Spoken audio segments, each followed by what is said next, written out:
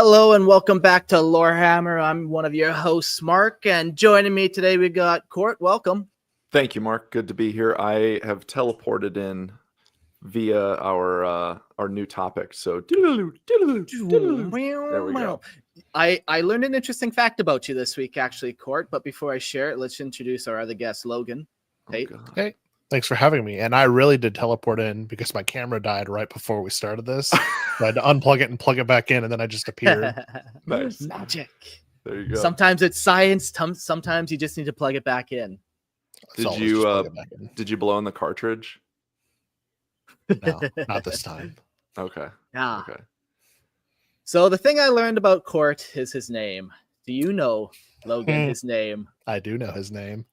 I don't know if it's a thing you're allowed to share or if it's like, outing a person, but I learned a guy's name today and it was hilarious to me. And I laughed because I had no idea who the heck was emailing me. And then I seen it and here we are. Mm-hmm. Yeah. Court is short for something. But, I think you have to join the Patreon and pay him money to actually let his true identity. Top Patreon person gets an email from Court with his full legal name. Oh, yes, there you go. I'm telling you, it's worth it. Yeah, I was quite impressed with it all. Thank you. No, I heard him say it on the phone. It is part of my name, for sure. I heard him say it when he was talking to someone on the phone one time, and I turned around. I'm like, are you stealing an identity? I was so confused. Introducing Court Anus. That's my stage name. Yeah, perfect. Yes. Yeah. Well, welcome to Lorehammer. The more you know. Welcome. We're 40K Podcast. Today's episode is about teleportation variation. We're going to be diving into 40K teleportation, which I think is far cooler than most other sci-fis, but we'll get to that later. Hey, we got a sponsor this week, an episode sponsor. We've never really had this we've had a few maybe, but episode sponsor. This episode is brought to you by Merlin Miniatures. Go there. You can buy your Warhammer miniatures. You can go buy your fucking fantasy miniatures, your Lord of the Rings miniatures. What makes them cool is they're buying and selling website, and they deliver worldwide. They have over 20,000 items there. I was looking and they have stuff from like Ranges of Gondor, like metal out of print models to, 40K stuff. Oh, it's fucking cool. And if you join their mailing list, you get 15% off. So you're getting a discount if you just join their mailing list. And if you use the promo code Lorehammer, then you also benefit your favorite podcast. So you're saying, well, if that's not enough reasons to go check out Merlin Miniatures, I'll give you one more. Yeah. I looked him up. I was like browsing for quite a while, just getting stuck in like but I could look for this. I could look, Mordheim minis? Sure, I'll look at that. So yeah, Merlin's Miniatures. It's I believe it's merlinsminiatures.co.uk. And man, there will be there'll be links in the episode description below. But they got so much fucking gangster stuff there, man. Yeah, it's so good. Really well painted too, the stuff that I was looking at, and for an actually reasonable price. I just saw that they have codexes and rule books, and because I'm like, the relic, like looking at old school 40K stuff, now I'm gonna be rabbit holing. I'm looking at old codexes now, gentlemen. So this is awesome. And this is the final sales pitch, At the end of every episode of Lorehammer, I get people messaging me, oh, great, now I want to start Terminator Army because I read about the teleportation. Or Court saying, now I want to buy these codexes. Mm-hmm. So when you do that, use promo code Lorehammer, and then just kind of support the episode, support those guys. And they sell you like official Games Workshop miniatures, and you can get 15% off in their send it places. So go check them out. And they're going to send them to you though, right? Because you're in Panama. So they do international shipping?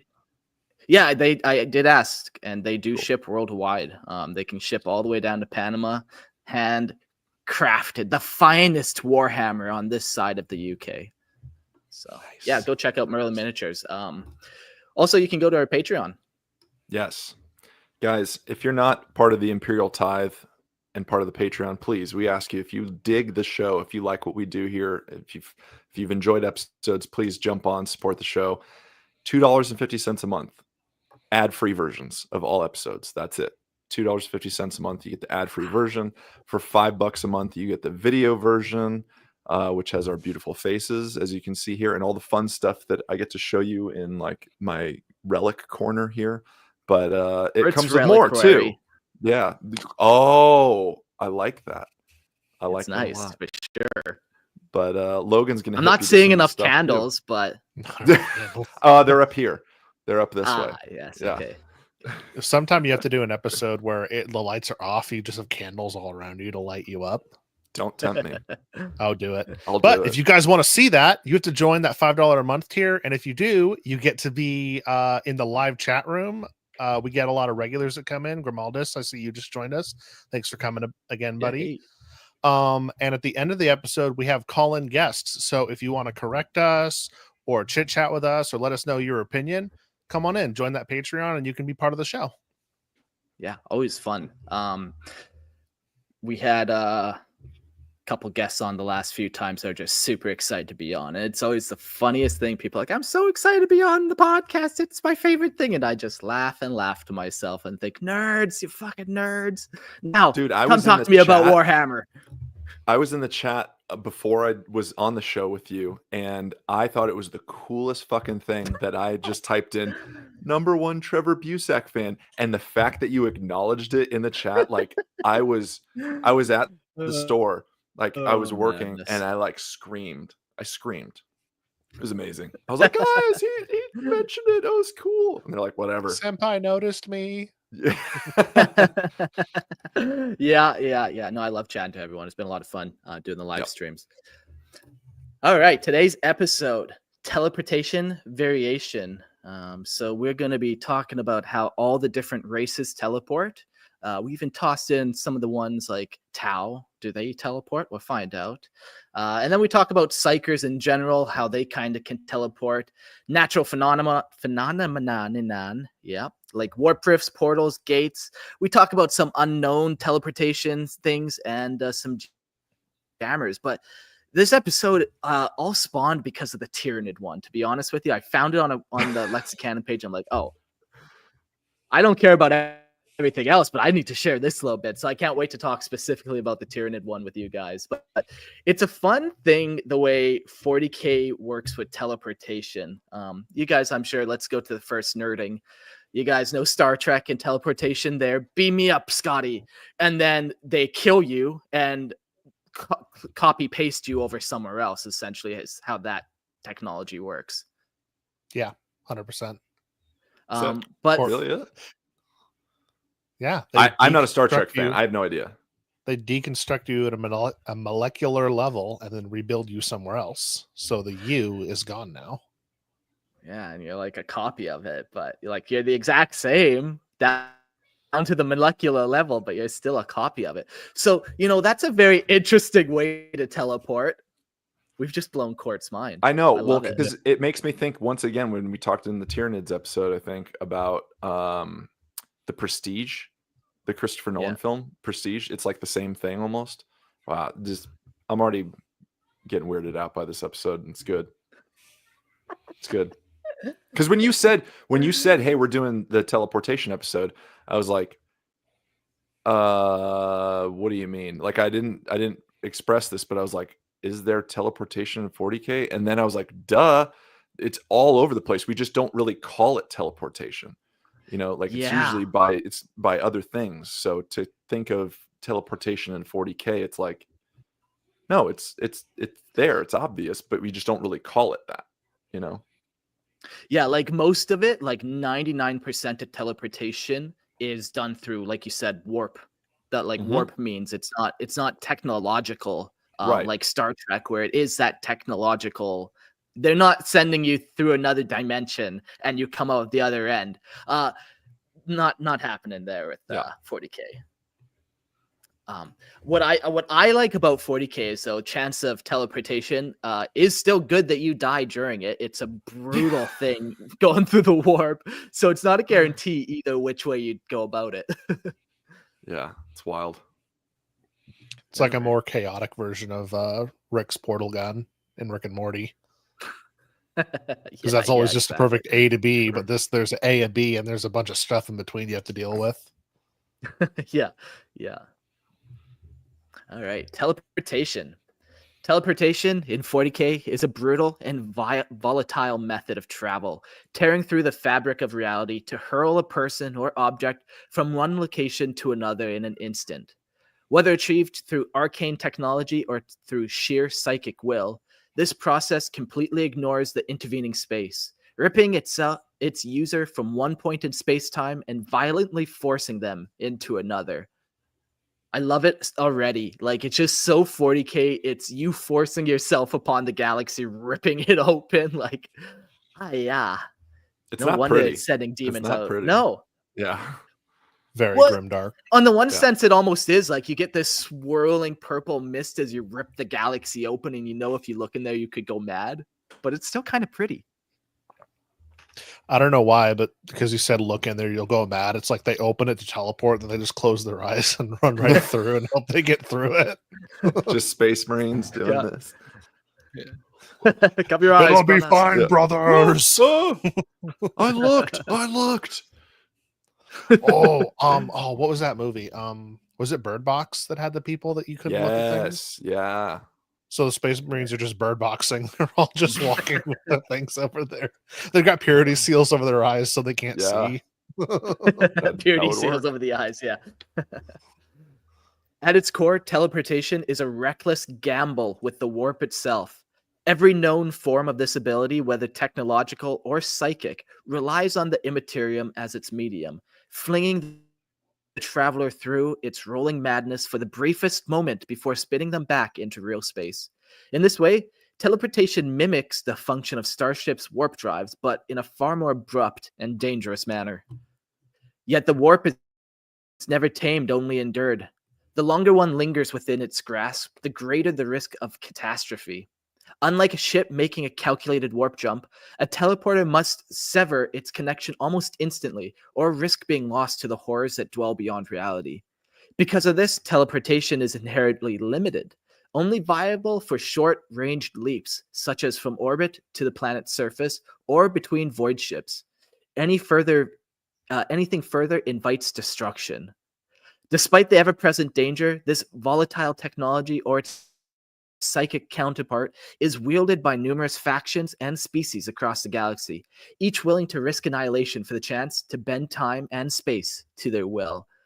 Fucking tight. Yeah, I love it, man. Like, you just have the ability to rip a hole in the fabric of the world and then go through it. But if you're in it too long, demons will eat your soul. So that's kind of the cost of it. The further you go, the more likely you are to get devoured. So, I just imagine psychers testing the limits of how far they can travel. The first kind of like, almost think of like astronauts going a little bit further, but psychers going a little bit further. And then they're like, well, that guy went too far, and they never seen him again. Like, he's definitely been eaten by demons for sure. I was just going to say, I would love to see the testing process in this. Like, hey, we've got this technology.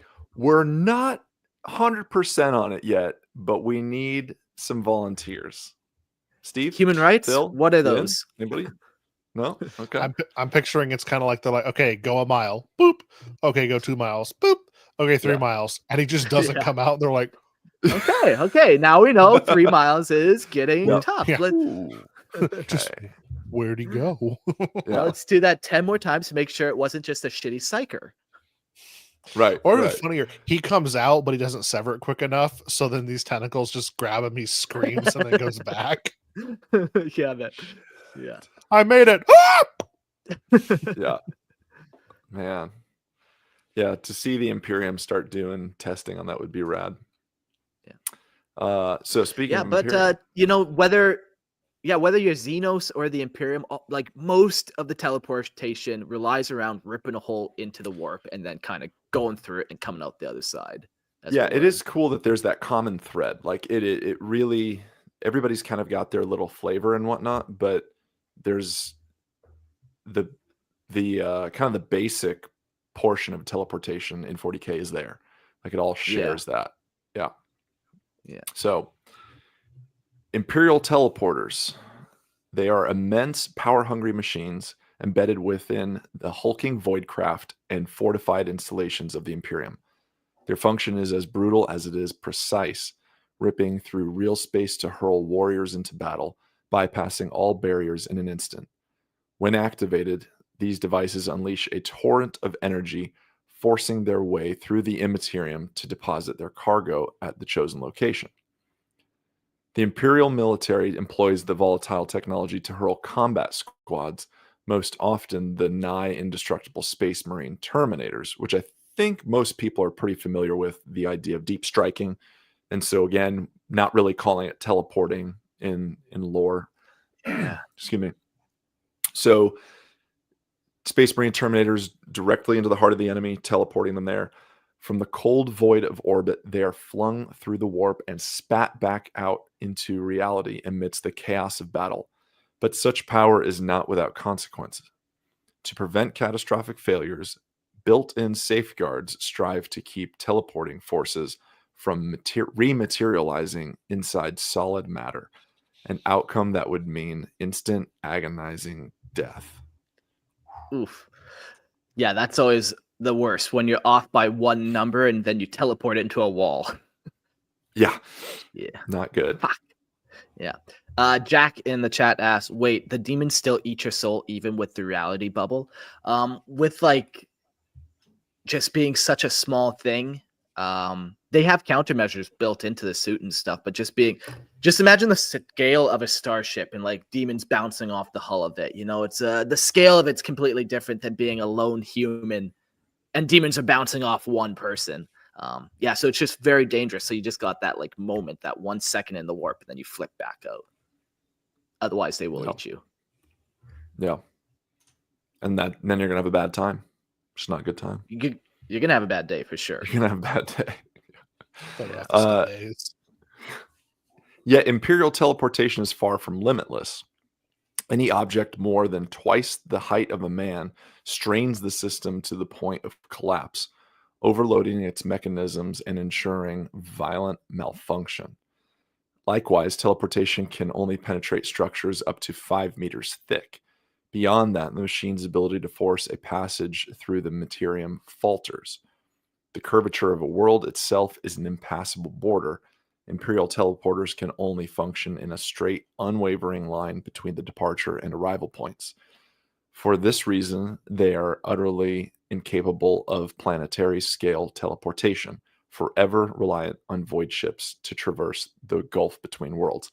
I'm also glad that we haven't seen a lot of the, if I may, just, oh, so it's like this. You take a piece of paper and then you poke a hole in it, and then that's how we get from point A to point, you know. I think that's just been overused. So to hear it this way is like, yeah, there's science behind it and there's some stuff, but it's scary as shit.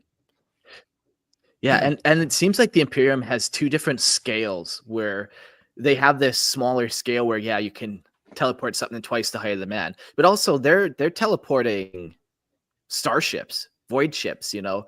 But then in that case, you have Geller fields, you have like navigators, you have a bunch more added technology or manpower abilities.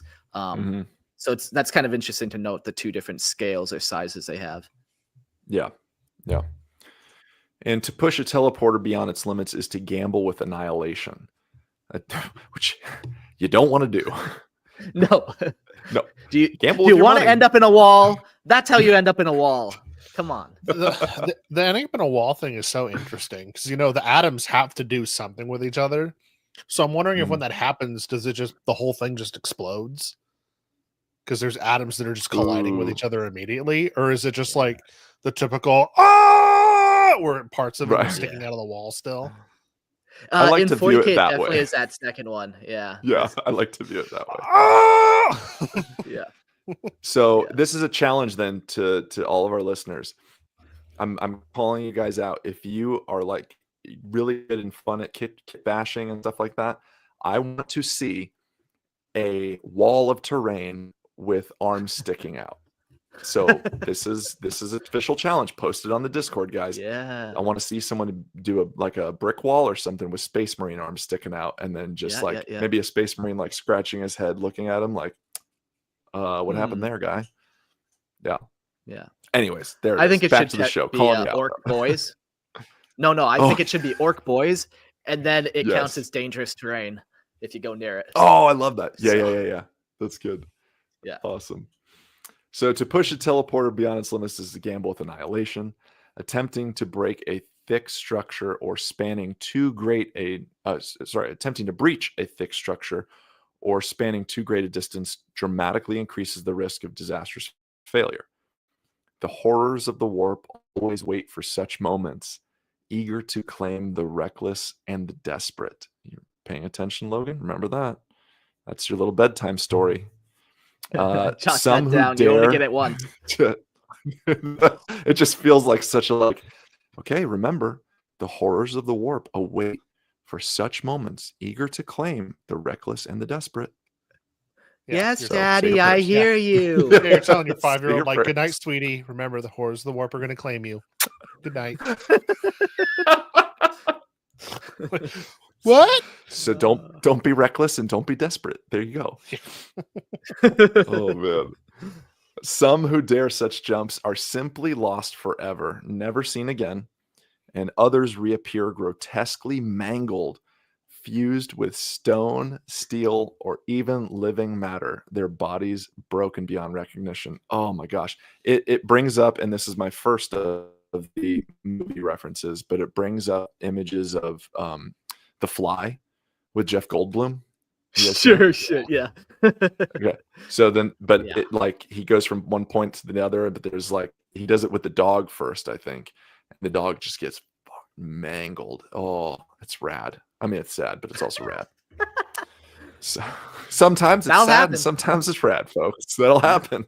That'll happen. That will happen. To mitigate these dangers, Terminators wield teleport homers, devices built into their armor that emit specialized signals, guiding them with razor-sharp precision through the Immaterium. Without this aid, teleportation is a chaotic, unstable act, scattering warriors across unpredictable locations or dooming them to emerge within unyielding rock or the gnarled roots of an alien tree. On Imperial warships, the maintenance of teleportation systems falls to the vessel's astropaths. Using their psychic talents, they carve a fleeting, fragile path through the warp, holding back its horrors just long enough for teleporting forces to traverse the abyss. Even so, many with the Imperium remain deeply distrustful of this technology. The Puritan elements of the Ordo Malleus scorn its use, seeing any reliance on the warp as a dangerous heresy. But in war, necessity outweighs doctrine. Imperial commanders understand that time and again, teleportation has turned the tide of battle, and no decree will ever see it cast aside entirely. And I think that's been said many times. I've heard it like in History Channel documentaries and stuff, like your travel, your ability to go from point A to point B wins wars. Yeah. I thought you were for going to sure. say Huge. you've heard on the History Channel that teleportation has turned the tide of war. What are you watching on the History Time and time again. That is not As where we I all thought know, we were going. guys. Yeah, How that's did you how get we- here today? I teleported. Oh man. Oh, that was funny. I got this little blurb on like what it would look like and feel like to go through a teleportation. You know, we kind of have learned that they can teleport ships and teleport people, and this is kind of on the personal level. Mm. As a teleporter homer locks onto the designated coordinates, space ripples and distorts with a sudden gut-wrenching lurch. A crackling burst of energy erupts, sending arcs of blinding white lightning coursing through the air as if itself burns away in a shockwave of displaced matter. For a brief instant, there is only a void, a dark rift where the Terminator is neither here nor there. Then, with a deafening thunderclap, the massive warrior emerges, his hulking armor wreathed in ghostly after images of the warp. Static charge crackles over its adamantium plating, and the scent of ozone and scorched air fills the battlefield. If the teleportation was unstable, flickering echoes of the warp may linger for seconds longer, revealing ghostly apparitions of things best left unseen.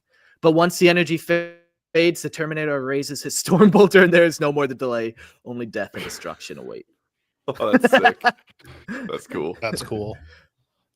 Yeah, I And love the smell of the burning ozone, you know, these like Mhm. kind of the visual, you smell it, you hear it, all these different cues that happen when you're about to get fucked up by a Terminator. Yeah. And the teleport Homer is a mini. It's on table. You can see, I think with Terminator kits, they give you like the little beacon. Thank I've you, got Logan. one. Perfect. Yeah. Oh, I love it. Yeah.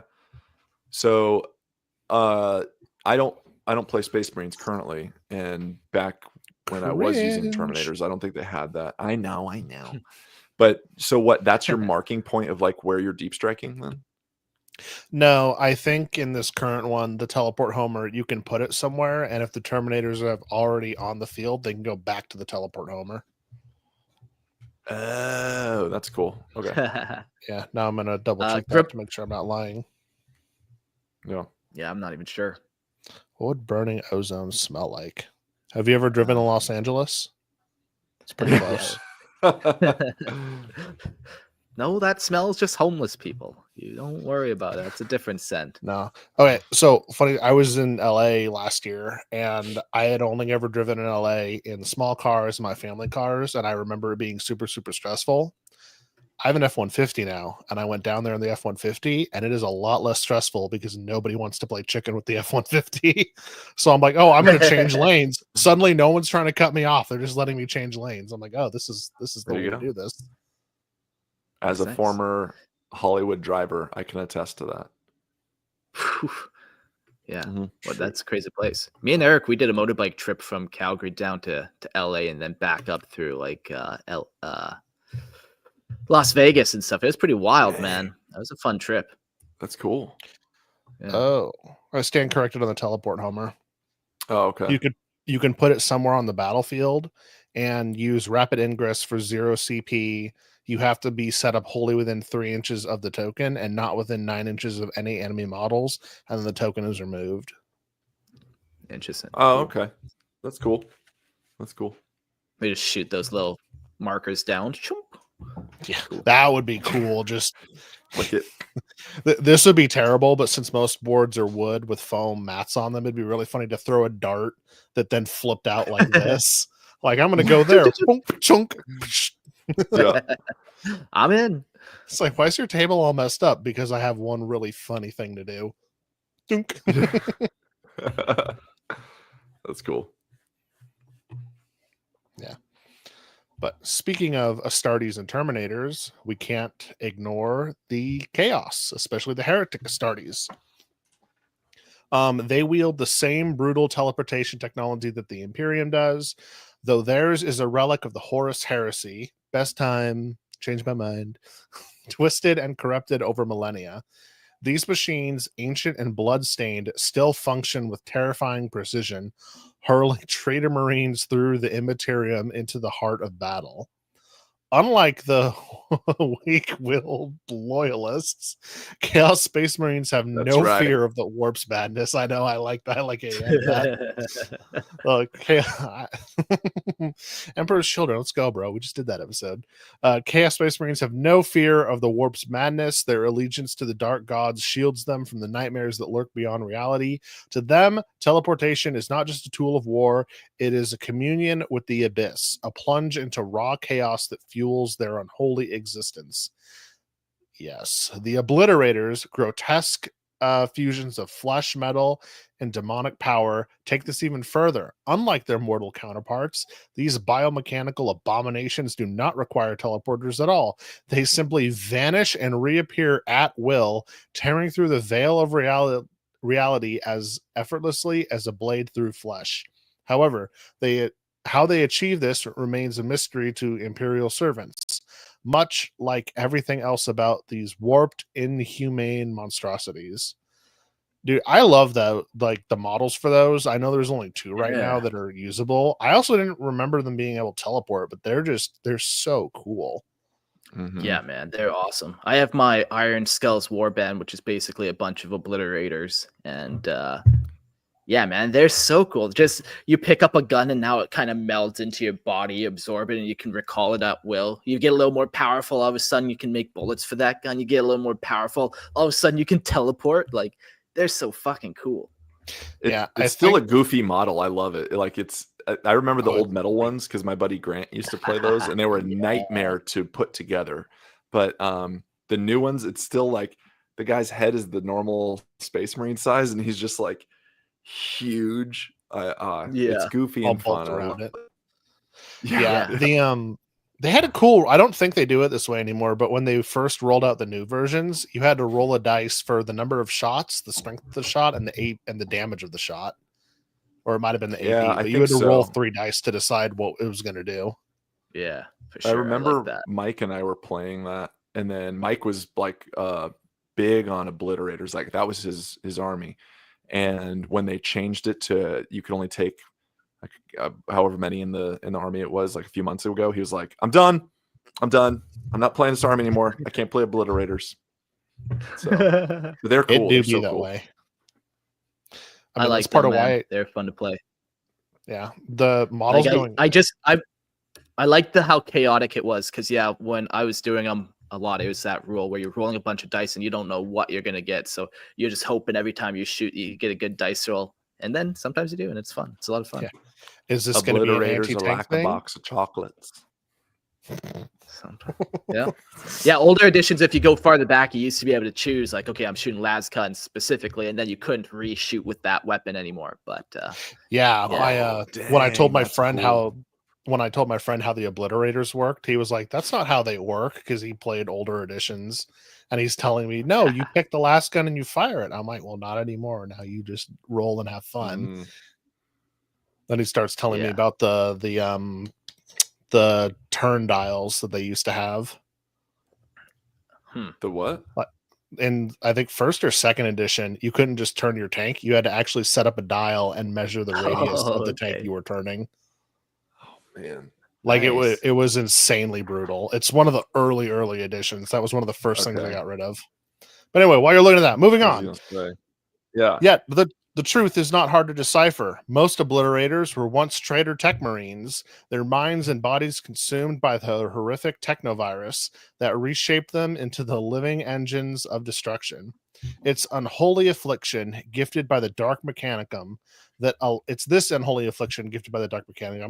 allowed them to integrate teleportation technology directly into their cursed flesh.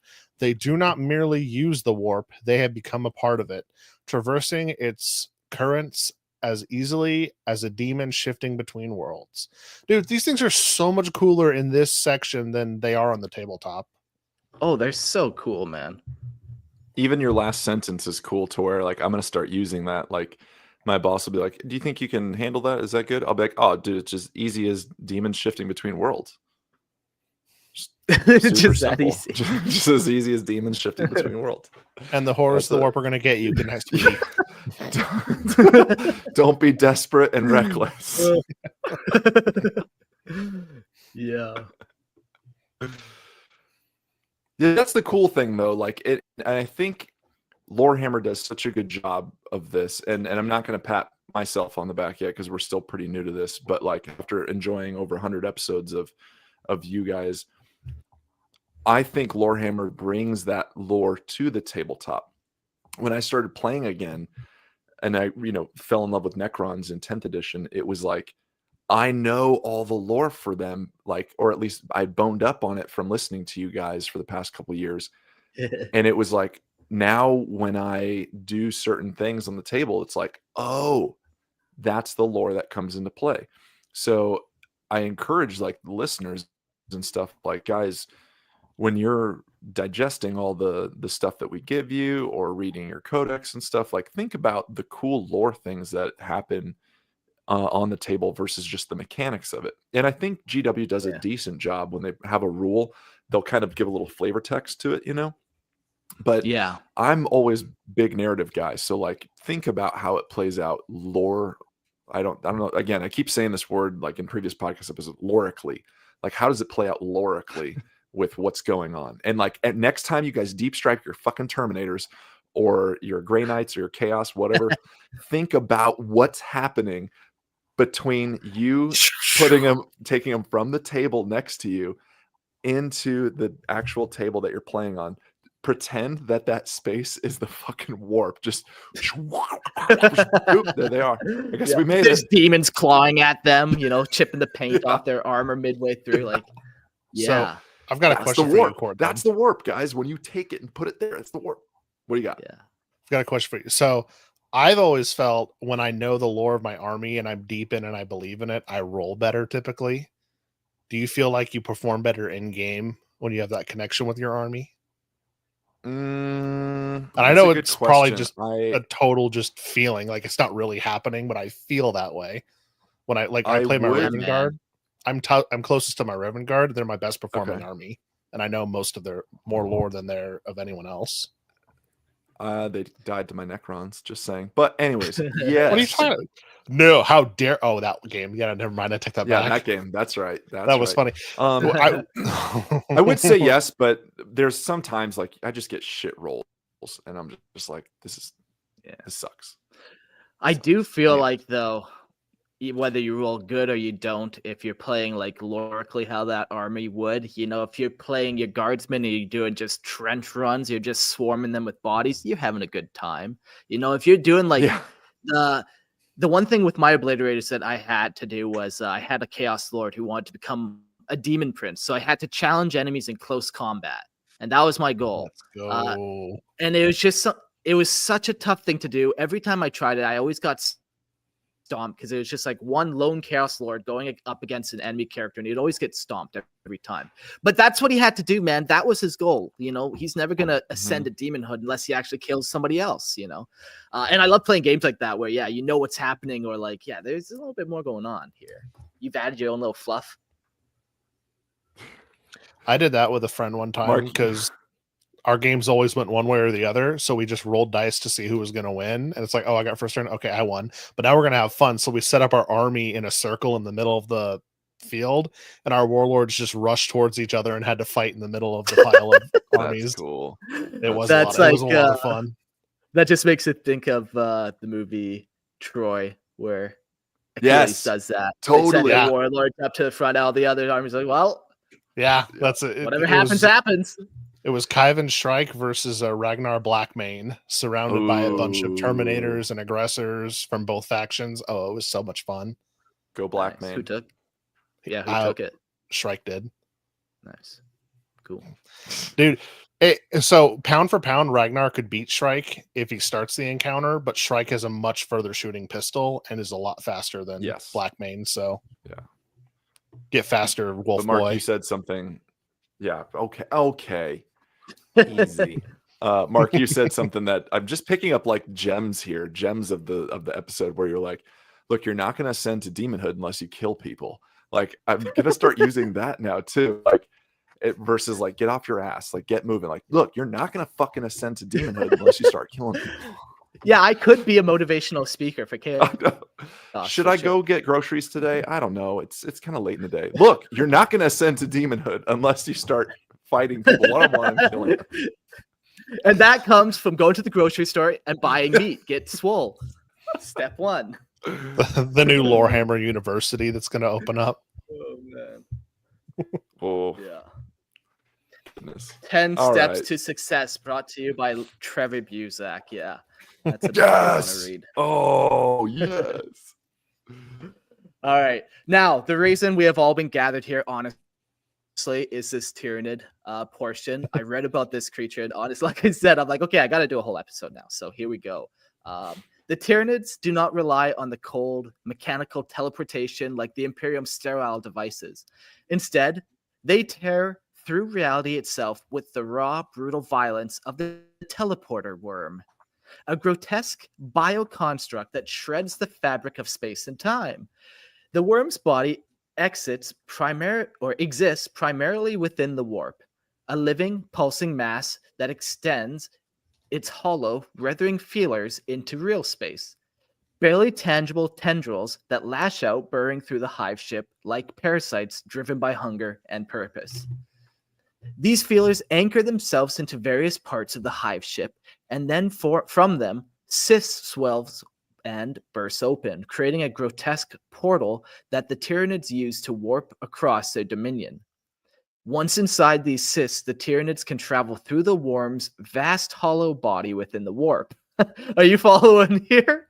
We got layers and layers here of creatures. The hive mind. I was gonna say I'm gonna wait for you to get through this, but I have something tangentially related to this. The Tyranids can travel through the warp's vast hollow body within the warp, reappearing elsewhere in the ship with all the ferocity of a storm of hunger tearing claws. The hive mind directs them, controlling every violent twitch of the worm's insidious form, making each jump a quick, instinctive burst of destruction. But this unholy teleportation is not so easily fooled. The feelers of the teleporter worm are acutely sensitive to the unique secretions of the Tyranid flesh, the very essence of the hive mind. If anything else dares enter the teleporter cyst, it is instantly rejected, drawn into the worm's hellish digestive sacs. Trapped in a nightmare of the warp, it becomes prey, its body left to rot in the worm's maw. No armor provides protection. The digestive juices cannot break it. If the digestive juices cannot break it down, and so the victim is held, is lost. Sorry, I worded that one very weird. But you get lost to warp magic if you can't, if your armor's too good.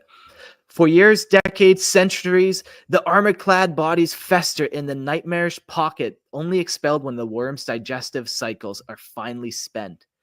What emerges is a horrific testament to the time, alien carcasses, twisted artifacts, and rusted remains of the once unknown victims, remnants of lives and worlds long destroyed. Dude, so this thing's like a museum once it dies, or once it passes, only when expelled. So hang on, when it shifts. No, like no. So like this creature, like let's say some Death Watch kill team members start to feel like they're superior and they raid a hive ship, and then they go into one of these teleporter cysts not knowing what it is. That will then teleport them into a digestive sac. And yeah, if there's stuff that the creature can't digest, it'll then excrete it out. Or have like a specialized room for it. But yeah, man, like you kind of said, this treasure room of all these ancient relics of devoured races in there. It reminds me of, it kind of reminds me of Dune a little bit. But it also reminds me of, if you guys ever watch Parks and Rec, when Andy gets his cast off, he gets his casts cut off because his legs broke. And like he finds like his army man, like a pirate or something. Like there's like lollipop. There's just all this shit from his past like few months, like stuck to his leg. Jack. It's a loot worm. You're right. It's a loot worm. So like they open it up and there's just all this shit in there. Like that would be so cool to see all this stuff. And guys, I encourage you. I'm not going to say much, but I encourage you to look at the image of this on Lexicanum and try not to laugh. That's all I'm going to say. That's it. Yeah, man. This makes me want to do like a one-off RPG where a rogue trader gets the balls to try to go in there to see what there is, you know? And how are they going to do it? Yeah, man. Oh, man. That's cool. What this reminds me of, because I'm playing through Doom Eternal right now because the new Doom Dark Ages is coming out. But in the Doom games, there's a lot of fleshy overtake of a bunch of things, and there are hell nests that are just like a giant cyst. And if you pop it, it triggers a bunch of demons to come out of nowhere. So that's what I was thinking of when you're talking about this. Yeah. Court looks mortified by the hell nest. I don't like that. Rip and tear until it's done. Flesh. Oh, it really is. It's rated M for a reason, but it is such a fun and good game. Yeah. So the teleporter worm. At the heart of this hellish system lies the teleporter nexus, the core of the Tyranid teleporter network. A writhing sentient organ, the nexus controls the flow of the warp through the ship, extending the worm's feelers through the hive ship's very bones. The nexus is a delicate thing. A single strike, a single tear, and a worm recoils, retreating into the safety of the warp, leaving behind decaying, festering cysts where once there was movement. These now static growths rot through slowly, a cancerous blight eating into a ship's hull. Without the nexus, the very means of Tyranid teleportation falters, leaving the once great hive ship crippled and a shell of its former self. It's very interesting, the effect of the warp on this hive ship. Like, so, it gets assist and the teleporter worm is latched on and it's all good. But as soon as that thing recoils and like lashes back, all of a sudden you get like the corrupting influence of the warp where it just starts to rot around that cyst and decay and spread towards the rest of the ship. I can see why you were excited to get to this section. Yeah, they're so cool. Yeah, That it's is so cool. different. It's so different than the usual. You just go into a creature that's in the warp, and then you walk through these like tunnels, and you can just imagine the skittering bugs just running through these hollow arteries to teleport from ship to ship. It's very interesting too, this teleportation. It didn't seem like it was capable of going from ship to planet, let's say. It seemed like you need that other kind of point where you could kind of get the cyst to grow. Yeah. And how would you do that? Just like with a Tyranid creature, I think like the hive ships are big enough that you could have that cyst. Like maybe you could do it on like a capillary tower, but maybe it needs to be alive too or something, Could spores grow into the cyst, perhaps? That's what I was thinking too. Yeah. Because like the ship shows up and it's just spreading the spores around, and then the spores form a little nest, and then it pop, here comes the Tyranids. Yeah. I think it's cool that we're 3 races into this, and it's like, look at all the different flavors of teleporting we have. Yeah.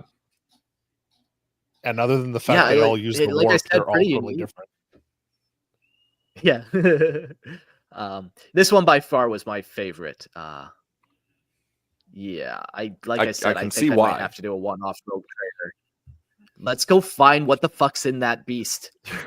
Let's do it. Let's loot it. Let's get back home to our wives. But you don't tell the crew, like you just say like, we've got this idea, like we're gonna go loot this thing. You're gonna loot this ship or something, and they get there, they're like, what the fuck is this? Like you don't tell them what they're actually getting into. This sounds like a chaotic D&D session. Yeah. This is kind of very Sarlacc pit from Star Wars as well, where like if you get trapped in this digestion pit, you're kind of just like stuck there till you're dead. That's 3 franchises we've tied to the Tyranids. I was thinking that the big planetary worm too, in I believe it's the first one, A New Hope, where Han Solo flies the Millennium Falcon into the crater, but then it turns out to be like in the belly of that big planetary worm. The 5th one. Yeah. Asteroid. It's Empire Strikes Back? Yeah. Because they go through the asteroid field to escape the Superstar Destroyer, and then they go in it and they're like, this is no cave. And then they have to fly out of it. Yeah. Okay. Yeah. I got you. Thank you. I appreciate it. Good. Spoilers. No. Yeah.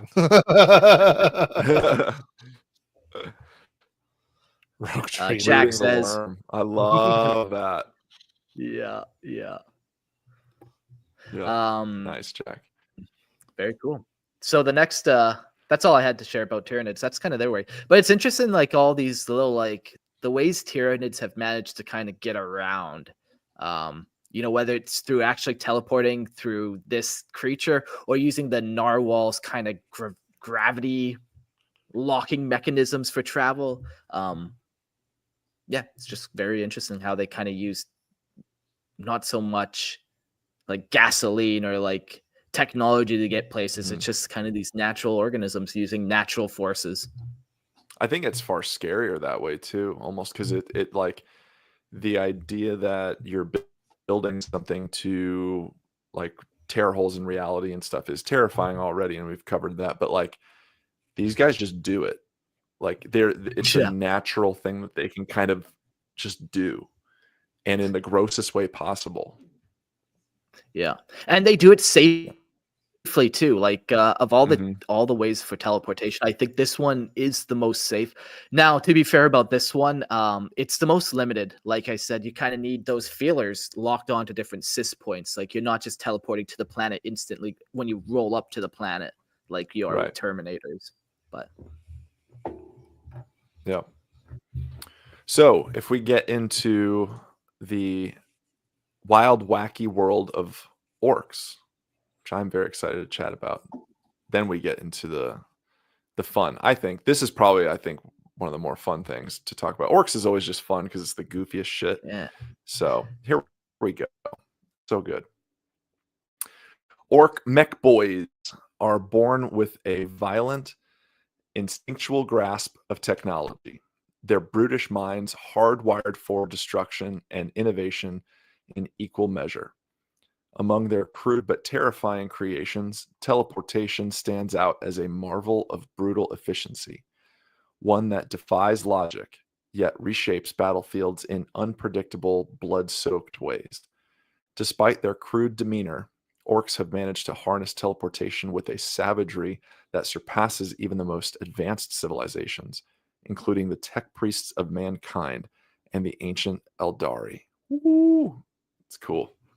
yeah. I got a good summary for this little portion here. Orc told me about teleportation. Oi, second eye is there, Nick. Second eye is there. There's lots of flashing, lots of booming, and if the mech boy got it wrong, you come out on inside or on fire. And there you go. So that is by far the worst orc accent, but we got it. That was poetry. It was like Pure was so- poetry.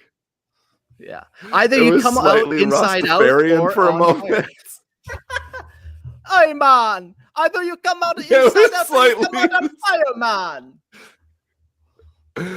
Oh, it's so good. Classic. I think the testing for this would be cool too. Like we talked about seeing the Imperium go through the testing, but like orcs discovering this and then like, okay, well, what can we do next? You know? Oi, teleport that little squig over there. Like, Yeah. Teleport him inside. Kill a claw. Put him in the wall. Well, the funny thing with Put how, him in the wall. with how their magic works, if they believe it enough, they could just believe we're going to teleport a planet, and they might actually teleport a planet. Yeah. They've done it before, and they'll do it again. Court hates that. There's limitations to it, and I think it's cool to think like if enough orcs believe it, it's true, and it's I'll go with you on that. I'll go. That's with you. cope. The only limitation they have is enough of them believing it. That For those again, not watching more life video, lessons. I'm Like frowning very seriously. No, here. he's not. He's nodding his head. In perfect he's agreement with shaking his me. head. No, Yeah. don't leave. No, don't he believe agrees it. with me. That is not how orc wog powers work. I'll have you know. Trust me. Yeah. Actually, Actually, Gork and Mork wouldn't let you work like that. Actually, yeah. but I believe they would. Therefore, That's it. You got to believe in yourself like an orc believes in a wa. More life lessons. Court's That writing a is. book today. I'm pulling gold out of this. It's amazing. It's so good. Like you talk to your buddy. I don't know, man. Like she's out of my league. Like I probably shouldn't. Hey, do you think the fucking orcs just sit there and go, I don't know, man. I guess we shouldn't fight these spacemen. No, they believe. And even though there's no gasoline in their fucking speed racer things, it goes because they believe it. So get up there and get rejected. Nerd. Get up there. What is it? Wow. I wasn't even thinking it was Inspirational to a face plant. I don't know. It's I just threw that in. just some normal dude who maybe likes some Nintendo games, and you're like, dude, orcs believe in themselves, and he's like, what are you talking about? And you just gotta keep going. believe. You can too. You gotta believe. I believe. Oh, I'm starting to believe. good. Oh my god. Now I have. Okay, guys, I'm tying this together. You ready? Okay. What is the song at the Shrek? I'm a First believer. And what does Shrek look like? A very handsome man. Orc. He's an orc. He's an orc. I'm a believer. You may be onto that's something. too thin. We will Can we spend tie- all of Warhammer's financial resources to further investigate these ties.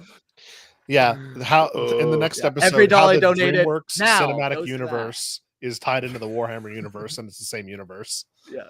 I can. This do is that. part It's like 6 one of our degrees of Kevin 20-part Bacon. series. Yep. I'll 6 stake my degrees small of- fortune that this will be a success. I will lead a class on that for sure. There we go. Anyways, the origins of orc teleportation. I can only think of Shrek now. It's so weird. The origins of orc teleportation are shrouded in the chaotic madness of their kind. Some attribute its creation to the legendary mech boy Orchimedes. Orchimedes. Oh, God. It's a real thing. It's so good. It's so good. Some attribute its creation to the legendary mech boy Orchimedes, but orcs, being what they are, have a habit of independently discovering and rediscovering technology through sheer brute force engineering. Whether Orchimedes was the first or merely another mech who stumbled upon its secrets is unknowable and ultimately irrelevant, because the only thing that matters is that the teleporter works. Usually.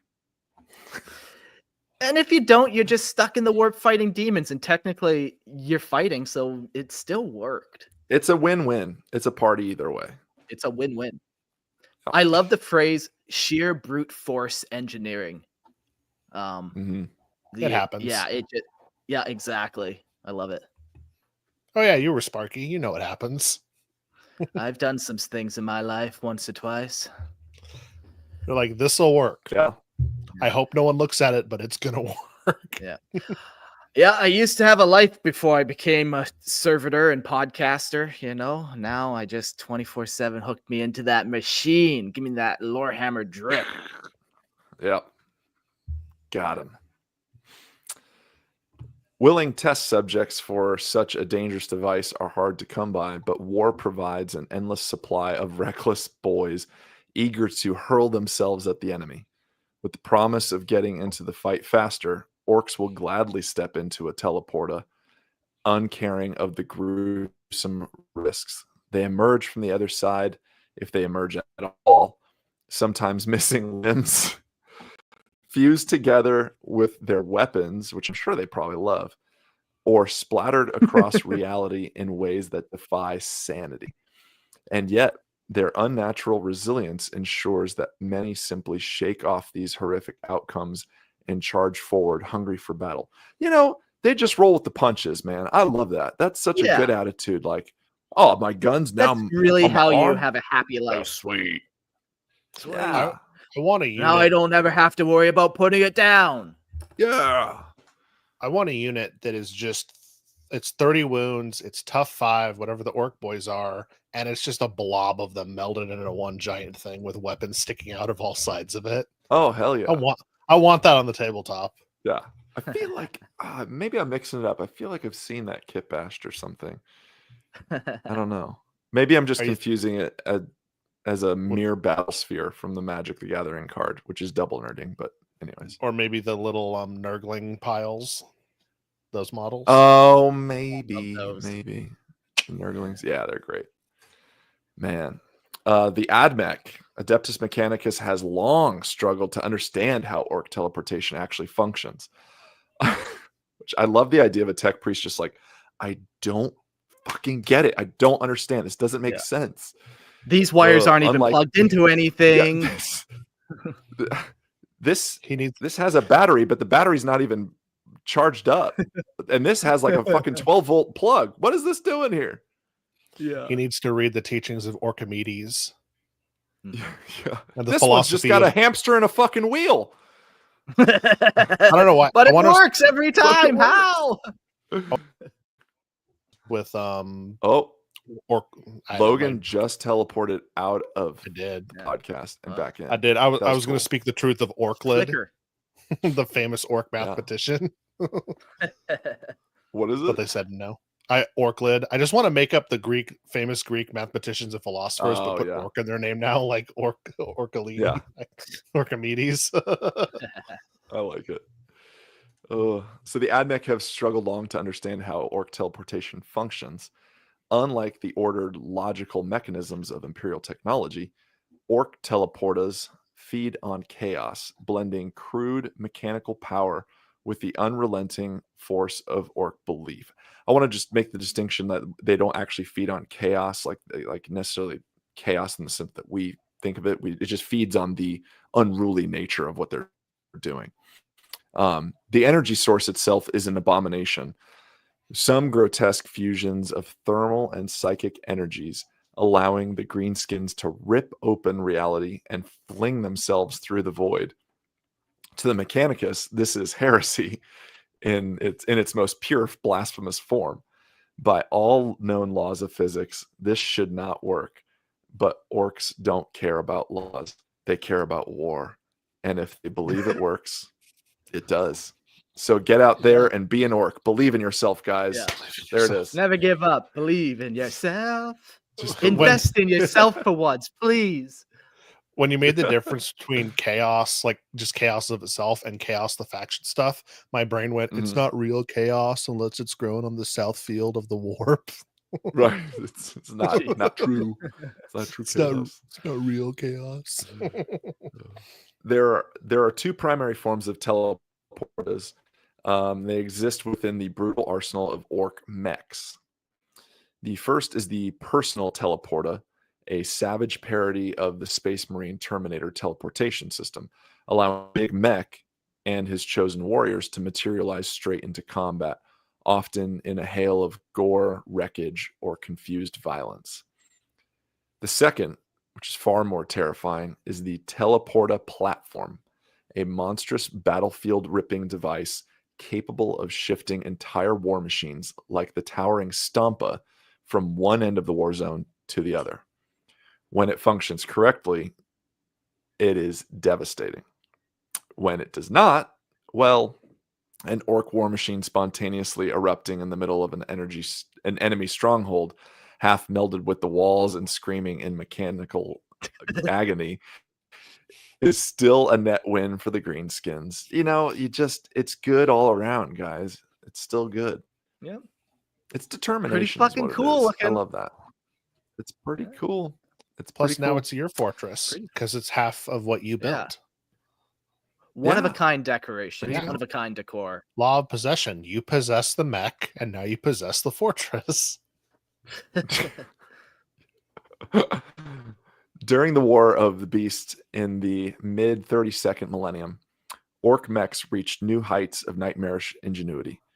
Their crowning achievement, the attack moons, massive fortress-sized planetoids capable of interstellar movement.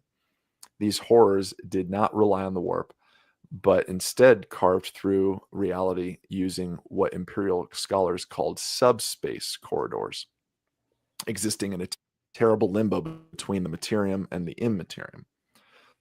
Unlike the reckless warp jumps of humanity, this method was disturbingly stable, but stability did not mean safety. The arrival of an attack moon was heralded by reality itself shuddering under the strain. Tectonic plates cracked, gravity fluctuated in madness, whole climates shifted, and worlds screamed under the weight of its approach. By the time the moon fully materialized, the battle was already lost. Kind of a Tyranids vibe there when they're about to invade a planet, like everything starts going to hell, Yeah, I'm looking at pictures of that right now, and it's Ooh, funny the range. What's up? I want to look too. I'm looking. Oh yeah, it's funny the range of what people think these look like, because some of them are just a moon with 1,000 rockets attached to the back of it. Some of them are a mechanical sphere with some arms jutting out, and a lot of them look like Unicron from the Transformers. Interesting. Yeah, it's crazy that you can teleport something that big, first of all, but also like that backlash of reality flooding in after it, is 10 times more than what planets can handle. That very cool. Oh, and they probably just love it too. Yeah. Like you said, it kind of destroys half the planet before they even get there. Softens up the defenses. Yeah. I'm picturing one getting stuck in the warp, and the demons are like, haha, we found something cool. And the orcs are going, let's go. Yeah. So the demons are bum rushing their moon. Whether orcs still possess the knowledge to harness subspace travel, or if their teleporta technology shares any connection to those old horrors, remains unknown. Perhaps the secret is buried within some long-forgotten mech's crude blueprints, waiting for another mad genius to stumble upon it once more. Or perhaps the orcs simply don't care, content to fling themselves through reality's skin, laughing as they emerge, sometimes whole, sometimes broken, but always ready for war. Ooh. Yeah. Whoa! We got the comments. I saying kind of have an Fuzz. orc behind me. Yeah, you got the Hulk. That's pretty darn close. I got the Hulk. Hulk's a little orky. What's Fuzz Fuzz saying? says, yeah, if the moon randomly shows up, that's going to fuck up your gravity and ecosystem. Then Jack says, would the moon show up in orbit or in the actual gravitational pull of a planet? I imagine it just shows up and then it might like sync itself up with that planet orbit. But yeah, what would that really cause? That would mess with everything, I'm sure. But, I don't think the orcs are trying to do minimum devastation jumps where they're actually putting in the math to make sure everyone, including themselves, are safe. I don't think that's their vibe. Yeah. Orcs are the reverse of OSHA. There is no safety standard. Yeah.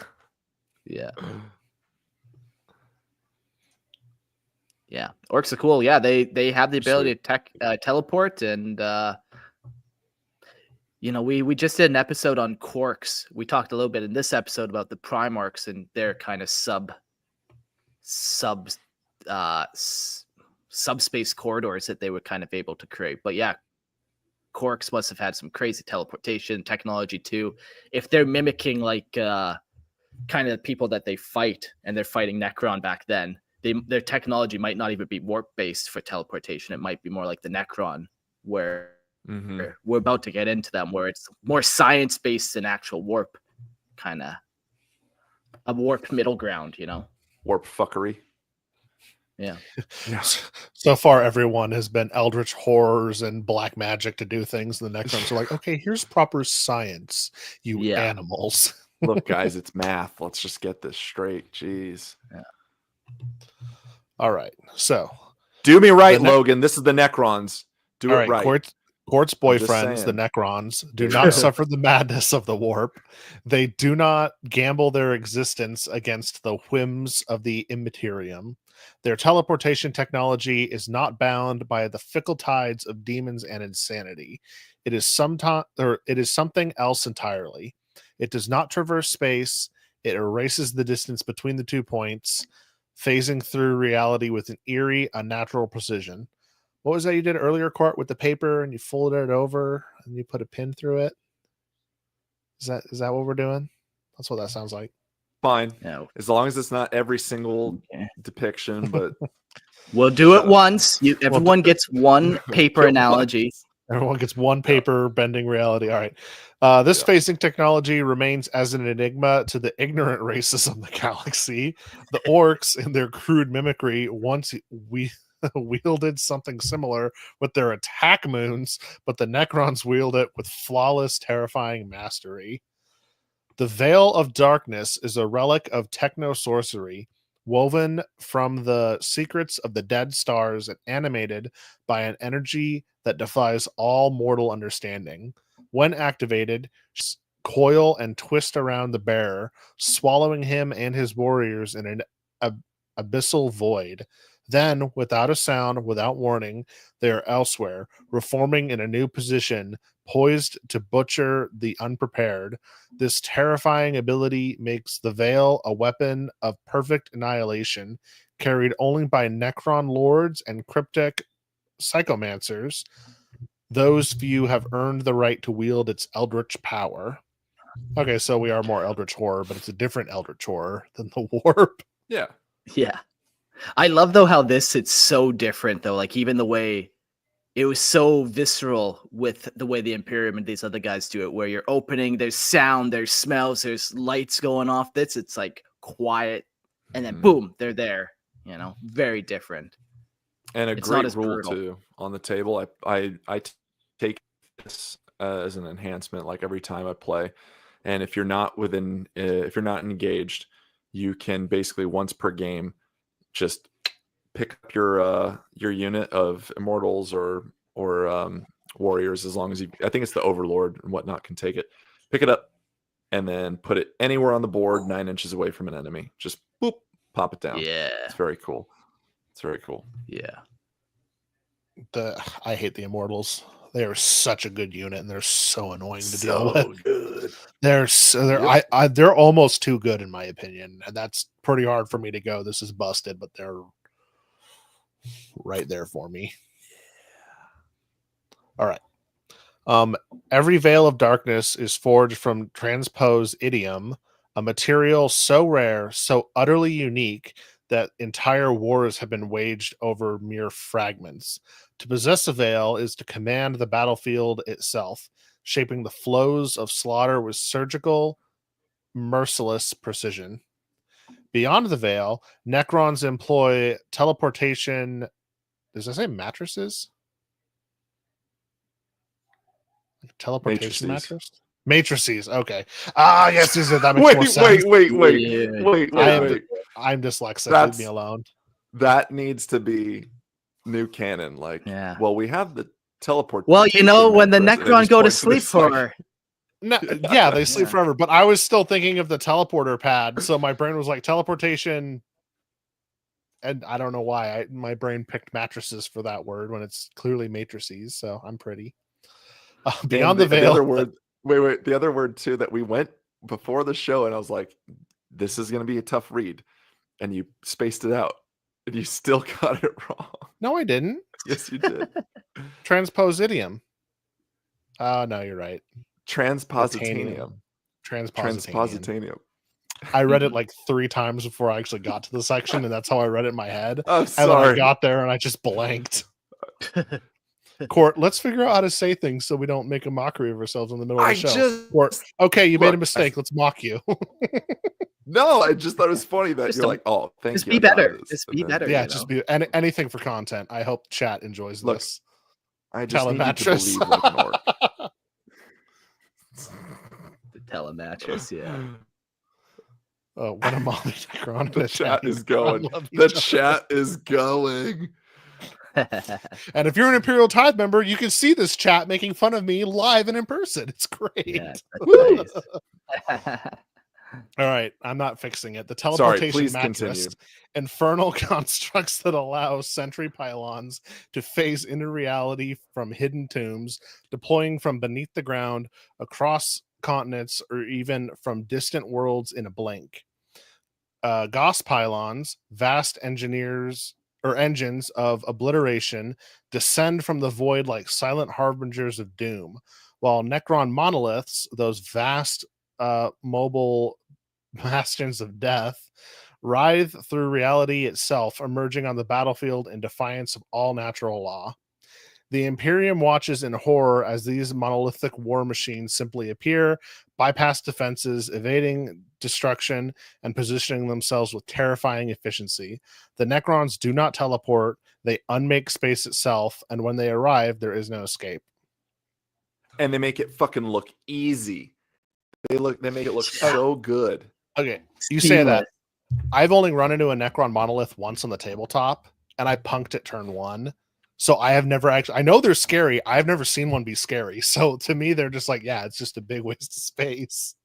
I don't know. I don't think they play very well, but it's just a cool idea. I just think like their teleporting ability is just so neat. Like it just was, to see that, like from like their night scythes where they fly over the battlefield and then like teleport stuff down to the battlefield. Yeah.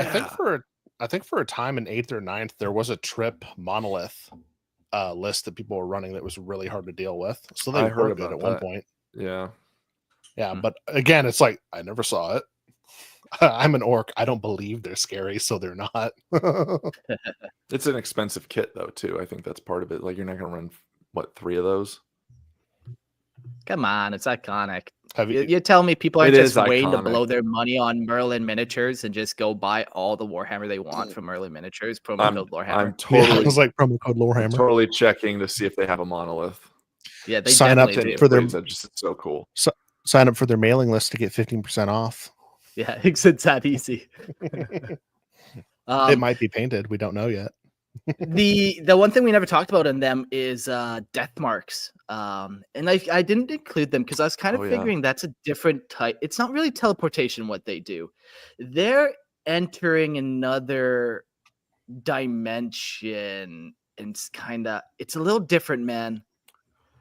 I think you have to define what teleportation is if we're talking about getting from point A to point B without traversing what's in between and going basically, I don't know, trying to remove yourself and reappear. I would consider it teleportation. I know what you're getting at. I think you're right in how it's like different. it's a very semantic, Yeah. silly semantic argument, but yeah, and that's kind of what I was thinking. Like, it's just slightly different where there's almost even another stage of Necron tech involved where it's like, you have the death mark who goes into that alternate reality, but then that death mark still needs like a night scythe to project it somewhere. So it's kind of a little different, but yeah, honorable mention at the very least. Yeah. I'm not seeing a monolith on Merlin's miniatures, but that's probably because I would bet they can't keep them in stock. They probably sell pretty quick because it's solid. It's awesome. Anyways. And what was that code again? Code Lorehammer, believe it or not. Okay, cool. Just go buy some minis. Just go buy some Terminators. Go buy some mech boards with shock attack guns when they launch Grots through the warp. Go buy the Necron monolith. All of it. All things that are good. Up next, we'll talk about Tau. The Tau Empire, bound by a strict reliance on technology and disciplined strategy, has never harnessed the chaotic, unpredictable force of the teleportation technology. Their lack of psychic potential and a significant deficiency compared to the other races like the Aeldari or the Imperium makes the mastery of such unstable methods of travel impossible for them. The Tau by nature shun the psychic realm, seeing it both as a dangerous and unreliable path, relying instead upon precision, planning, and the advancements of their carefully controlled technologies. Their engineers, though brilliant, focus on creating stable, durable technology, drones, vehicles, and weapons, systems that provide unwavering results. Without the disruptive force of psychic abilities or ancient complex technology like the Imperium or the Necrons, the Tau have never been able to replicate the teleportation used by other factions, unable to breach the warp and achieve the violent, instantaneous strikes as seen in the enemy ranks. On the battlefield, the Tau view the use of teleportation by the other races with a mixture of suspicion and pragmatic disdain. They understand the tactical advantage teleportation grants, instantaneous relocation, unpredictable maneuvers, and brutal surprise attacks, but they find their approach reckless and inefficient. The Tau rely on heavy coordination and long-range precision strikes to achieve victory, not the risk of warp-tainted maneuvers. They also note that inherent chaos such as methods, seeing it as an unreliable tactic that can easily backfire. Against the forces like the Orks or the Imperium Astartes, whose use of teleportation is unpredictable or chaotic, the Tau's disciplined firepower and strategic positioning often neutralize any threat posed by sudden reappearances on the battlefield. However, the Tau are no strangers to adapting, and though they never employ teleportation themselves, they are always keen to learn from the outcomes of other successes or failures, assessing new ways to counteract these methods with calculated precision. So, using the warp, you definitely need to have psychers and are able to kind of access teleportation. The Tau have a bunch of Xenos client species where, they must have teleportation in one of those ranks. Even the Kroot have the ability to technically teleport with their warp drive. Is kind of a form of teleportation, I wonder, now that they have a warp entity, Tauva, I wonder if she could help them learn how to teleport through the warp. Like as a guiding force to keep them safe. Yeah. Like, there's just this hypothetical, They- maybe future lore state where they can do stuff like that. Yeah, like, but without the Tau developing psychers, like they still can't really commune and interact, and like they just can't Well, that's engage with it because Talva could open for them, guide them through. Like she could literally carry them through and drop them out. I where they see. need to be. See. That's what Sure, I'm saying. really taking the lead. Yeah. But Where then it's there's not lack even of like control because you're just kind of hoping that she guides you where you need to be. But she hasn't hurt them yet. She's only been malevolent to them. yeah. Like that could happen Benevolent? for sure. It's not very useful to the Tau for sure. I think like trust in this. Yeah, and I think The Tau don't stylistically, like, yeah, I just don't think it vibes. Yeah. You know, they're like you the said Tau, it they in didn't here, like it's it their at all. discipline. Yeah. Right. And I'm not saying it's going to be an immediate thing, but maybe as they work with her more, get to know her more, start to accept her more, future state, maybe they'll do that and we'll get some cool teleporting units out of them. Yeah. Yeah, I'm okay with it not happening. I just don't think it vibes well. Like if they communicate with them, but that only happens if they become psychic, and I don't know if they're doing that. I didn't think they'd have a god, so maybe. Yeah, but even the god wasn't made by the Tau. It was made by like all the minor Xenos and stuff. So it's not even like that. That's the funny thing about Tau Va. It's not the Tau god necessarily at all. It's like the god of the minor Xenos that follow the Tau. I hope that this pushes them to have more minor Xenos in the Tau model range. That's now what that I we really can want. agree on. That'd be cool. That we're gonna agree Yeah, on. man. And Yeah, they can we teleport. got it, guys. Not We Tau agree on proper, that. but they can teleport. Yeah. Yeah. The other notable thing to mention real quick is the Startide Nexus when talking about the Tau, and that's happens literally when they create the Tau god. They fire up some new slipstream module and fire it across the warp, but it opens up a portal and demons flood in, and I think we talk a little bit more about it later. So Sweet. Let's go back in time to some of the oldest and coolest of the Xenos, which is the Aeldari. The Aeldari, masters of their ancient and arcane, wield the webway as their primary method of instantaneous travel, bypassing the dangers of the warp and conventional teleportation.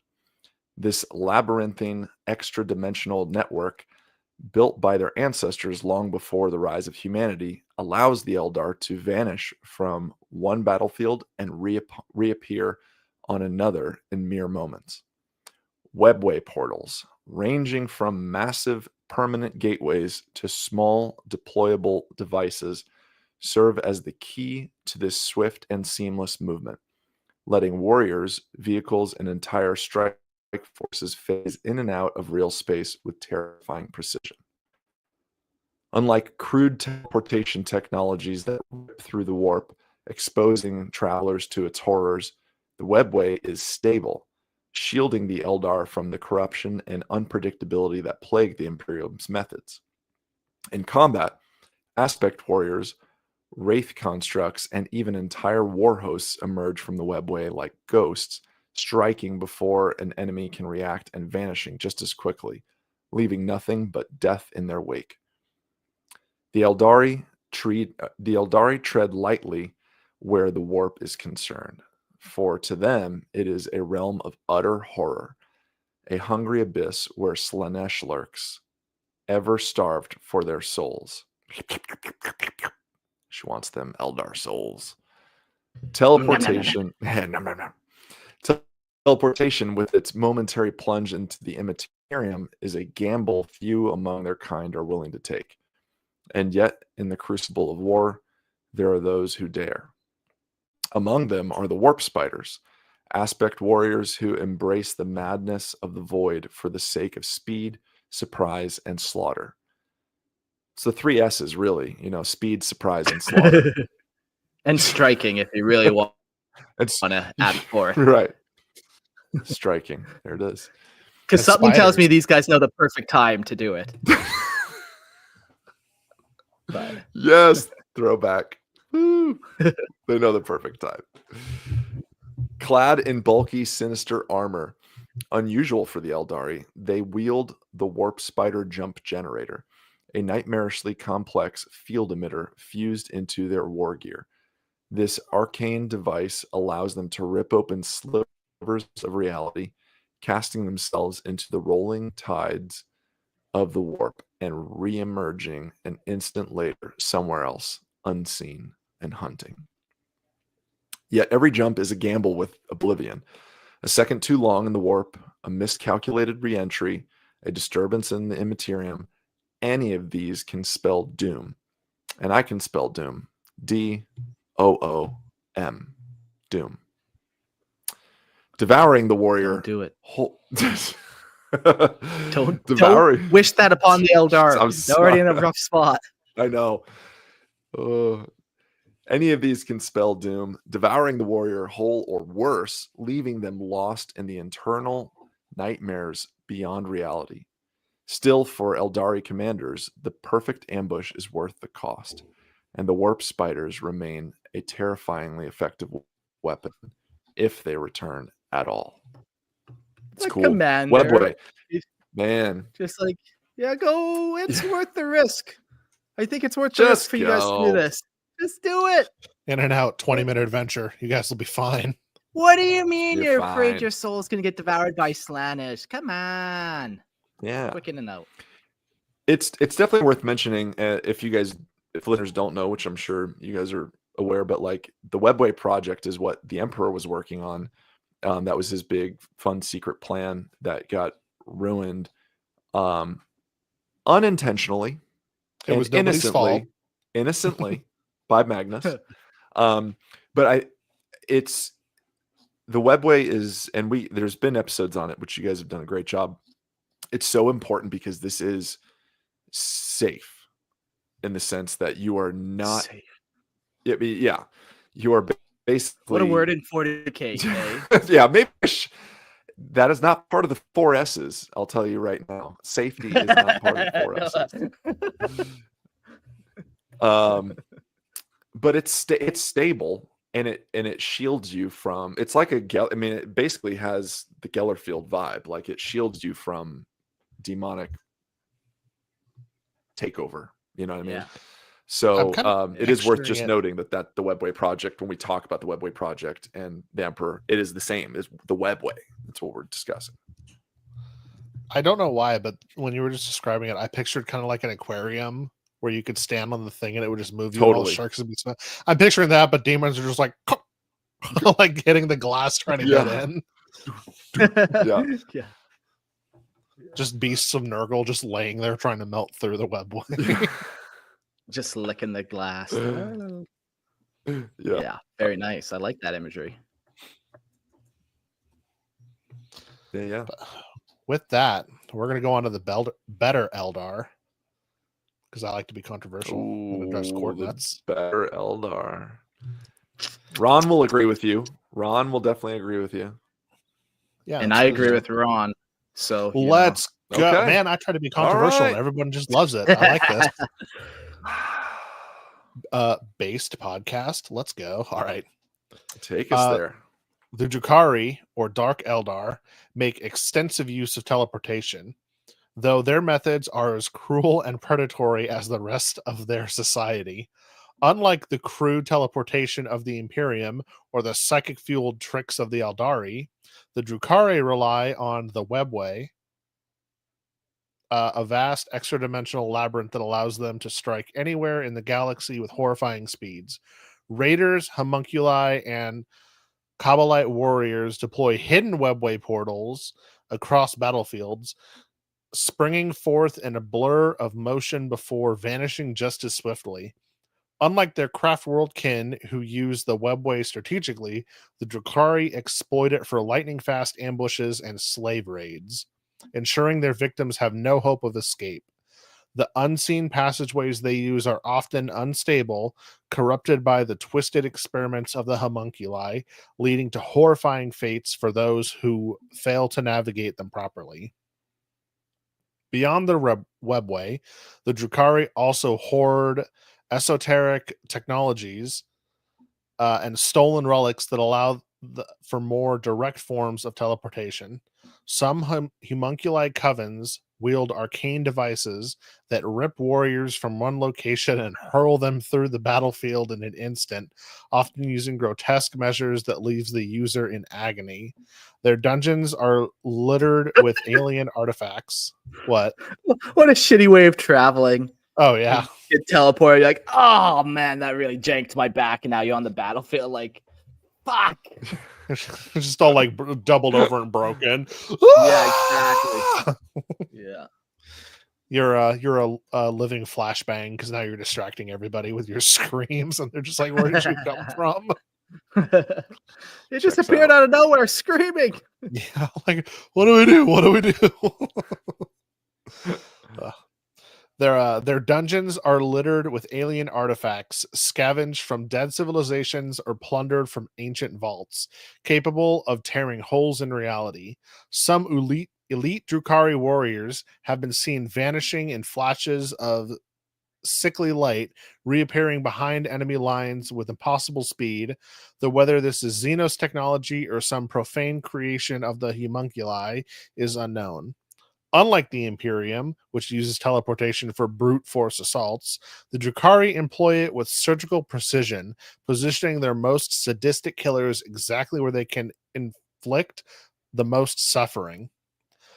Amongst the most disturbing practitioners of teleportation in the Camarog are the mandrakes, shadowy horrors that seem to defy the laws of physics. These creatures, mutated by exposure to the strange energies of the warp-tainted positions of the webway, slip between the dimensions as easily as mortals draw breath. Mandrakes do not teleport in a conventional sense.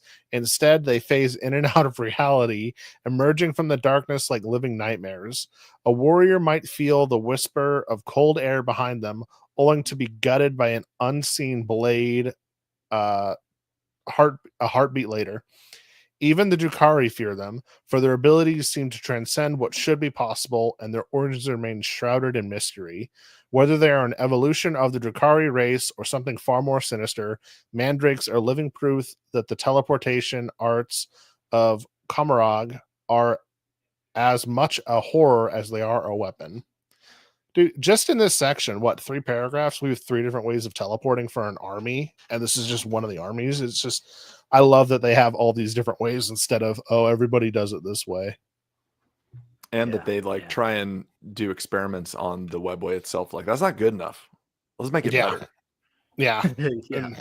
I don't think, with very few exception, I don't think I've ever enjoyed playing against the Drukhari because they're just teleporting everywhere whenever I'm playing against them. Like, they're a cool army, no doubt, and some fun people are Drukhari players, but it's like playing Custodes. It's like, okay, here we go. You got to be ready for it. Yeah. Okay. Yeah. Got to be in that emotional headspace to deal with them jumping everywhere. Yeah. Just stay still. Yeah. All right, we will jump into the Leagues of Votann next. And they didn't have much, honestly. I thought they definitely would have a little bit more, but they're a new faction, so we don't get a lot of how it works. But I'm assuming we'll get to it. But this is kind of what I could find. The Teleporter Crest is not just a piece of battlefield technology, it is a weapon of sheer calculated brutality.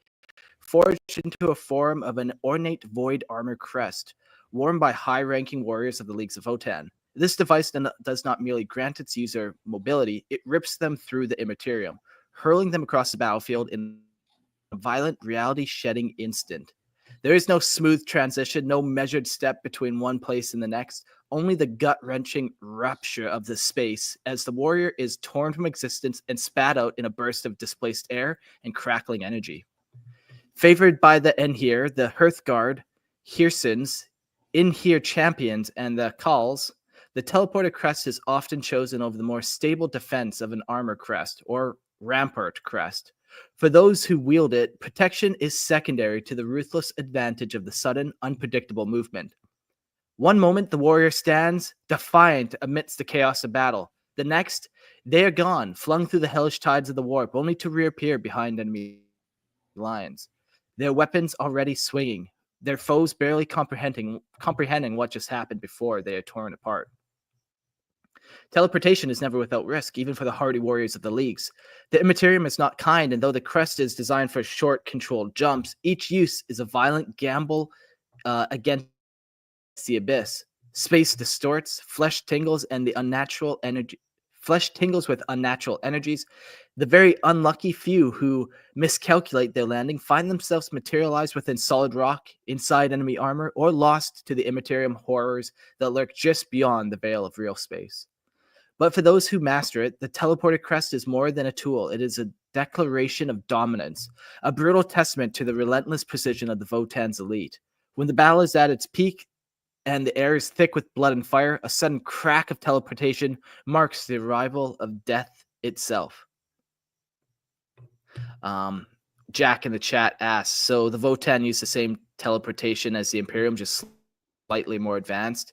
Yeah, it just seems like it's slightly more advanced, maybe a couple more controls on it. And they got it like a very miniaturized version of it. Like this crest is dwarf held, man held, or whatever Votan held, as you want to say it. Where Imperium technology, we were kind of saying it's like you got void ships, and then you got like the next thing that can teleport something twice the size of a human. But those are big devices that do all that. Well, this is a small device that can be handheld, which is pretty crazy, that can generate that amount of power and, you know, do that calculated processing of the actual jump and all that kind of stuff. So, yeah, kind of the same as the Imperium, just slightly better. Is this the thing that's on their backpacks? That's like the kind of semicircle cresty thing? Yeah, exactly. And they have a couple different variants. Like one is a shield where it'll give you a invuln save, and you know, there's a couple things like that. So cool. Yeah, it's pretty sweet. I love the idea that, again, we saw it come up like, oh, you might appear in a wall or some solid mass or an enemy's armor, which I think just makes for hilarity, like some sort of Votan just like popping up in a dreadnought on accident. Just the insanity that would ensue with that. Like, what are you doing here? I don't know why, but I went to like a meet cute story or whatever where he teleports, but just like the front of his armor is welded to the front of somebody else's armor, and they fall in love when they look each other in the eyes. I love that. That's I don't know. I don't know why you thought of that.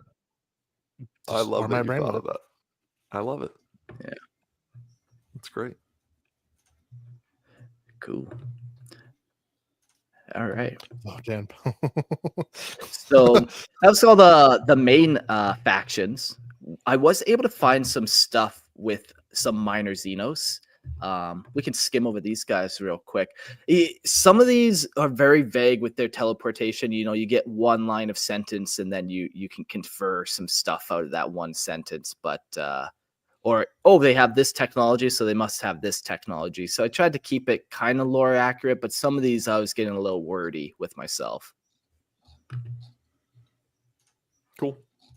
Yeah, so the Hrud, one of the fan favorites. The Hrud are a mysterious race of creatures that manipulate the forces of entropy. While their exact method of teleportation is unclear, they are known to phase in and out of reality, traveling through entropic tunnels or temporal rifts. These rifts are thought to distort space-time in such a way that the Hrud can quickly travel unpredictably, making them difficult to track and to capture. This strange form of reality manipulation is believed to be tied to their nature, which is in constant flux, causing their existence to be intrinsically tied to decay and entropy. The Hrud are cool. Yeah, definitely. Yep. Then we've got the Sloth, Slaugth. So it's not like a little cute little sloth. The Slough.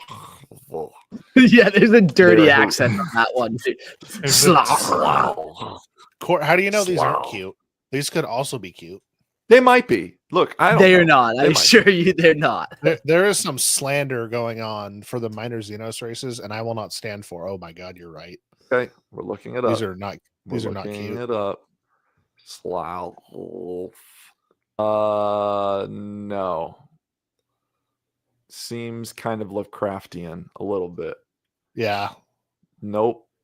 I think I saw an anime that was like this when I was a kid that traumatized me for a while. So Kill it with fire. It seems very Yeah, fuck for sure. yeah, it seems a little I guess it's not completely Lovecraftian. It might be Chambers. I don't How know, did but the the King in sloths Yellow face? seems like Haster. Yeah. Oh, it's weird. Anyways, they're horrific and an ancient race. See, right off the bat, horrific. They're not cute. It doesn't say a cute and ancient race. A horrific and ancient race that possesses highly advanced biotechnology. Their technology includes methods of crossing between dimensions, potentially involving the use of extra-dimensional portals or rifts that bypass normal space. The Slough are known to have created bioengineering life forms and complex networks for controlling their territory, including the manipulation of warp-based travel. This is more of an inference than a confirmed fact, but their technological sophistication implies they could have methods for teleportation through dimensional or warp conduits.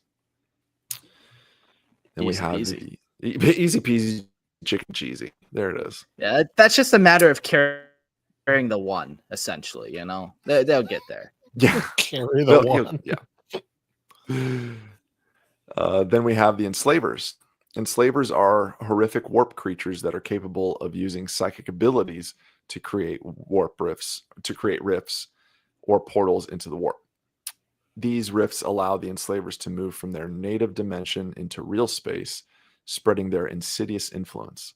They use these portals to invade other worlds, spreading their corrupting touch and enslaving those, as in the name, to fall prey to their psychic dominance.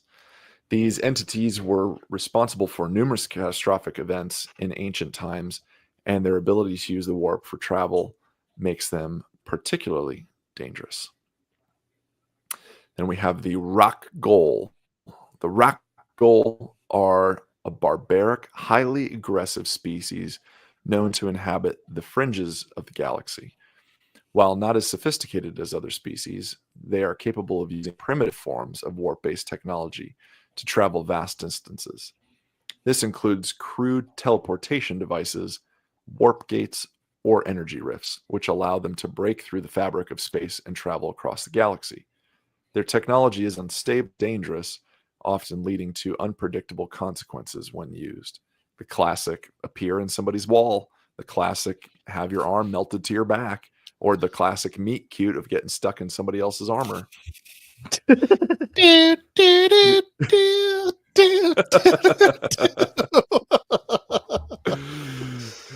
So good. Oh, so good. Moving on, probably not so much a meet cute, but the Umbra, a shadowy,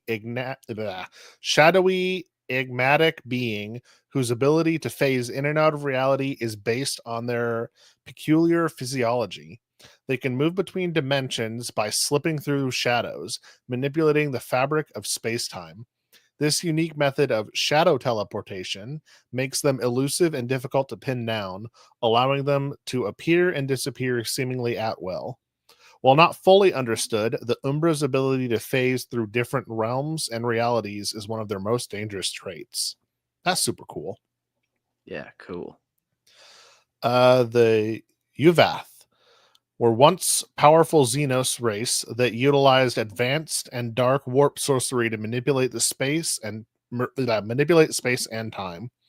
Their psychic powers enable them to create warp portals, allowing them to traverse vast distances across the galaxy. This ability was essential to their expansionist plans, though it also contributed to their eventual downfall. As the forces sorry, I don't know why I can't talk. As the forces they unleashed were ultimately too chaotic and uncontrollable, the remnants of their power still influenced the galaxy in some way, but their teleportation methods are largely lost to history. I don't remember which one it is, but in Civ 6 or 7, one of the leaders would always say, your expansionist greed will be your downfall. And every time I read something like that, I just hear the voice in my head saying, your expansionist greed will be your downfall. Nice. That's how you know you've been nice and indoctrinated. I like that. Yeah. It seeps into everything.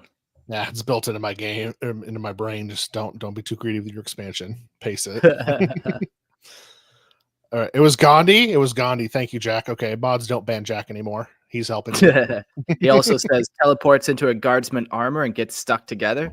Is that your las gun, or you just happen to see me? And is gunshot. do, do, do, do. Boom! Yeah, splash of las gun. All right, and the last one, and I appreciate you giving me this one. The Nephilim. The Nephilim are a psychic race whose technology and powers revolve around biological constructs. They use living warp portals, which they manipulate through psychic and organic technology to move between different regions of space. These bio-warp portals allow them to travel instantaneously, bypassing the normal constraints of warp travel and enabling them to invade distant worlds or remain hidden from enemies. That is just so cool. Yeah. Yeah, it's interesting how many different ways there is to interact with this.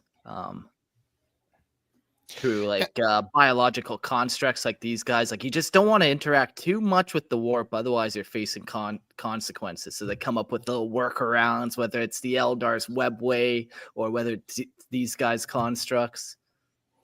Yeah, and I like this is kind of overdone, but you know how you play a lot of games and there's like, okay, there's the Space Marine. Okay, well now there's the alien version of the Space Marine. Okay, now there's the barbaric version of the Space Marine. Like everything has an equivalent. I like that all these different factions don't have an equivalent. Like it's the same thing, but it's not an equivalent exchange. It's completely different between the things. Yeah. Which makes sense. I mean, every single one of these races is going to find their own way, you know. Yeah, but you think of like Star Wars. Everybody uses the hyperdrive, hyperdrive. Yeah. I couldn't. I was like, it's warp travel, or I couldn't remember. But hyperdrive. Star Trek. Everyone uses teleporters, like the same kind of teleporter, I think. Yeah. So it's just fun that hey, everyone needs to teleport. Not everyone can teleport. Case in point, the Tau can't teleport. But other factions like, that worm lets us teleport. Yeah. The what? Yeah, the worm. It just pops out cysts, and we just go through teleport. Yeah. Don't like what? Like it's just so much fun. That sphincter is a two-way sphincter. That one. Yeah. Yeah. But hey, you know what? We named some minor Xenos, but ultimately, if you are a psychic race in 40k, you're going to have access to teleportation. Because all you need is you just need that ability to access the warp, and then you're in business, baby. Boom! You can open the best teleportarium on this side of the Cicadrix Maledictum. So, in the nightmare reality of the 41st millennium, psychers who dare to wield teleportation do so at the unfathomable risk, bending the raw, seething madness of the warp to their will in a desperate gamble for instantaneous movement. The most powerful among them, the librarians of the Adeptus Astartes, tear open reality itself, stepping through the roiling nightmare of the Immaterium and re-emerging in the Materium, if the horrors lurking beyond do not notice their passage. Even the most disciplined psychers risk catastrophic failure, their bodies shredded by uncontrolled warp energy, their minds consumed by gibbering demons, or their souls snatched away mid-transit, forever lost in the screaming void. The most unfortunate do not die outright, but instead reemerge as something entirely mutated, possessed or writhing in agony as their flesh melts into impossible shapes. Yet despite the danger, psychers remain one of the few who can teleport without the aid of arcane machines or Xenos trickery, their power granting them the ability to vanish in an explosion of psychic fury and materialize behind enemy lines, striking with the force of a living nightmare or disappearing into oblivion, never to return. Yeah, sure as hell better than taking the bus, I think. This, sure, you have to fight off the odd demon, but I don't know, I think I'd take demon over a bunch of homeless people on crack. I'd take demon. You take the demon, eh? I would take the demon. Slaneshi demon, no doubt. I would imagine you. I don't care which demon. sicko. I'll take the demon. Look, you can't ascend to demonhood unless you're killing people. You can't do it. It's Joke's not on you. possible. I don't want to ascend to demonhood. That's why I'll take the demon. Want to be a chapter master. Being a psycho would just be so wild. You're just ripping this open. And then, you make the mistake of stepping through that portal for the first time and your back just gets scratched by a bunch of demons. Like, only the best armored Adeptus Arbites go and do this, or Adeptus Astartes go and do this. Because everyone else is just going to not have a good time as soon as they enter the warp. It's just pure nightmare fuel. It's terrifying. Yeah. But necessary. You gotta have it. And fucking cool as shit, man. And if that's not what this is all about, what are we doing? If we're not teleporting right up to this crazy bug and hitting it with a chainsaw, what are we up to? Yeah. There's more inspirational. If you're not charging the crazy bug with a chainsaw, what are you doing? What are you doing with your life? What are you doing? And then we're gonna get some news or that somebody cut themselves. Don't do this, chat. Someone cut themselves chasing a cockroach with a chainsaw or something. Nobody do that. So that's kind of how mortal races operate. A lot of it is through technological means, like we just said. You can do it through psychers, though, but it's perilous, man. Very perilous to just use psychic power alone. Lots of it's done through machines. There are though natural phenomenon as well that allow teleportation, such as warp rifts. I wrote down some sections here, but I think we're going to skip over a lot of it because we can sum it up, or we kind of know the general concept of like a warp rift where, the ships open up this portal, this rend in the fabric of reality, and you fly through it, and then you enter the warp, and demons are battling you, and your Gellerfield's taken off. It's pretty easy understanding of a concept. Warp routes are just different routes that you can take. There are stable ways through the warp, different energy currents, and even sometimes you can ride the energy currents. Like, this huge energy currents kind of going from this part of the warp to this part. That might be part of your warp route that you kind of tack onto for your teleportation. But, the more energy, the more likely things are to backfire. So sometimes you just want to avoid any energy at all. But warp routes are kind of those different pathways. The Nakamun Gauntlet is the only stable warp route through the Cicadix Maledictum, which I thought was pretty cool. You got this one point where you can actually safely travel through the Great Rift, and everywhere else you're like, is it a 50-50 risk? Maybe on the vast majority of it. Maybe it's only 1 in 10 chance you get through. Maybe you're not getting through at all. But this was a cool little spot, the Nakamund Gauntlet. The other thing we'll talk about real quick and just mention is warp portals. And this is kind of like portals that remain open, essentially, where a rift is like temporary. A portal is like that permanent kind of concept. The Startide Nexus is a good kind of example of this, where it's opened and then they built a bunch of places around it to kind of fortify it. You train all your rail guns onto the opening of this portal. And then you consider the Eye of Terror a warp portal? No, I think that's still kind of rifty. It's rifty. In my okay. mind. Yeah. Like, that's what I was thinking. Yeah. Where when you it was enter torn apart, it wasn't created in the sense that like it was this portal. It was torn into like to create that. Yeah, and like when you go into the Eye of Terror, chances are good you're not coming out the same spot. You might have to find a different route out where the warp portal, it's like, okay, here's one spot that you can go and here's the other spot where you pop out. It's very reliable as the warp can be. Yeah, good point. The other one are warp gates, which are very similar, just a little more kind of fortified. Maybe there's like the warp portal will then have a little bit of technology holding it open. It's a little just more advanced. So you kind of got these 3 different types of teleportation. You got like rifts, you got portals, you got gates, you got warp routes, which are a little different in between. But yeah, that's kind of a good summary of them. We've done warp travel episodes before, so I'm a little disappointed, gentlemen, that we've not mentioned one of the coolest, I don't even want to say franchises because I'm not a fan of the TV show, but the movie. We haven't mentioned Stargate. oh yeah, man. I've Stargate thought is about it. built on teleportation. Oh Yeah. my gosh. But they use like a wormhole, right? That's kind of their, like, it's different than Star Trek and 40K, where yeah, they open like a wormhole, and then it's that very much that paper and the pen type concept, I believe. Yeah, you said Yeah, no but paper just and pen reading through concept. this, I That's why I know left it they don't alone. describe it that way. He shows it on like a chalkboard or something like that, and writes all over the place. So he doesn't use the paper thing. Yeah. Anyways, it's cool. We got a couple other things that could be interesting. You know, I wrote down the Startide Nexus. We just did an episode on that. Maybe go back a few episodes to the Tau Vought episode. You'll learn all about that kind of stable warp route that is now a very key part of the Tau Empire, because now they kind of can teleport from one side of the galaxy to the other. You know, they're still very small and limited, but hey, that fucking helps. And maybe they'll start studying it.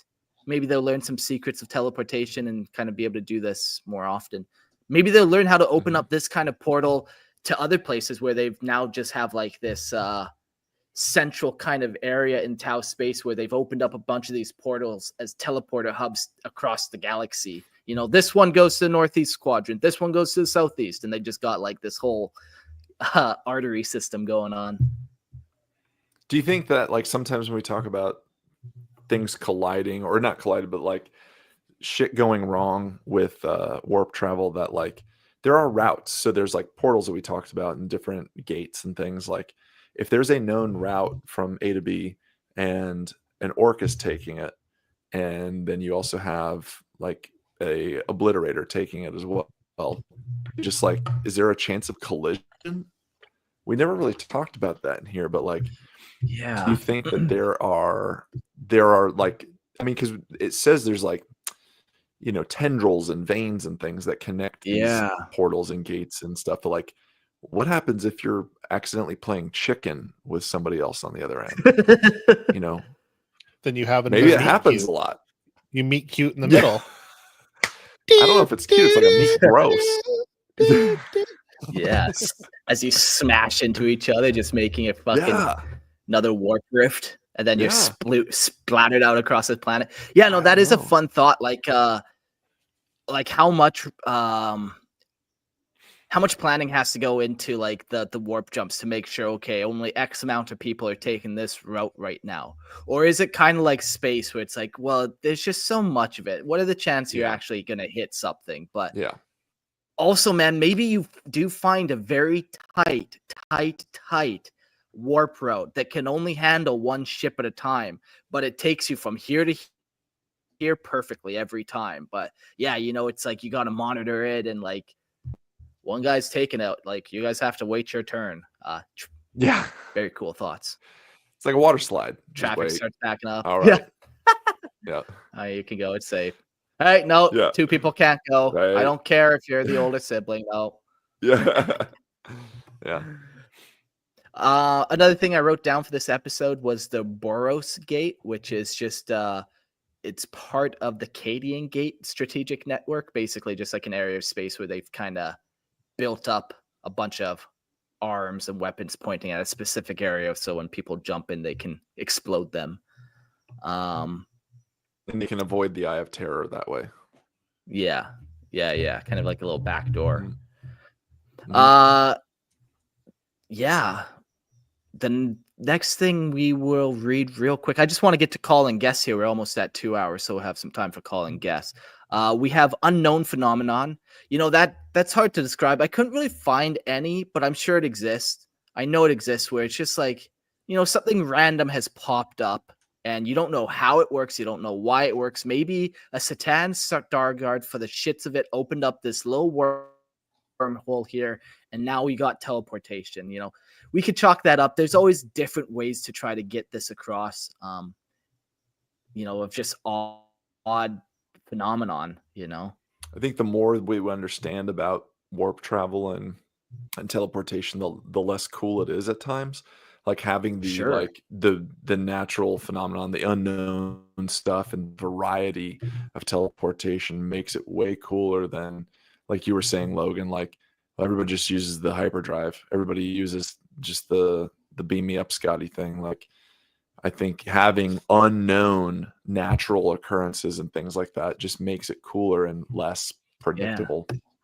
And it gives you something to fight over too. Like just imagine a stable warp route, or like maybe there's this like it's invaluable. construct. Invaluable, man. Absolutely. Yeah. Or a construct where like you can almost, it has a galactic map and you can press somewhere and it will open up a portal specifically to there. But there's only one of these ancient relics in the entire galaxy. Like how powerful would that be? Like changes the game. It's like we said in the beginning, troop movement decides who wins a war. If you control the best, fastest, most accurate ways to teleport, you can more than likely win the war. Yeah. And the final thought before we jump into call-ins is jammers. Teleporter jammers exist, and there's actually like quite a few things that you have to take into account. We mentioned like the planet curve. You can't teleport through a planet. I think even 5 meters of concrete is getting tough to teleport through.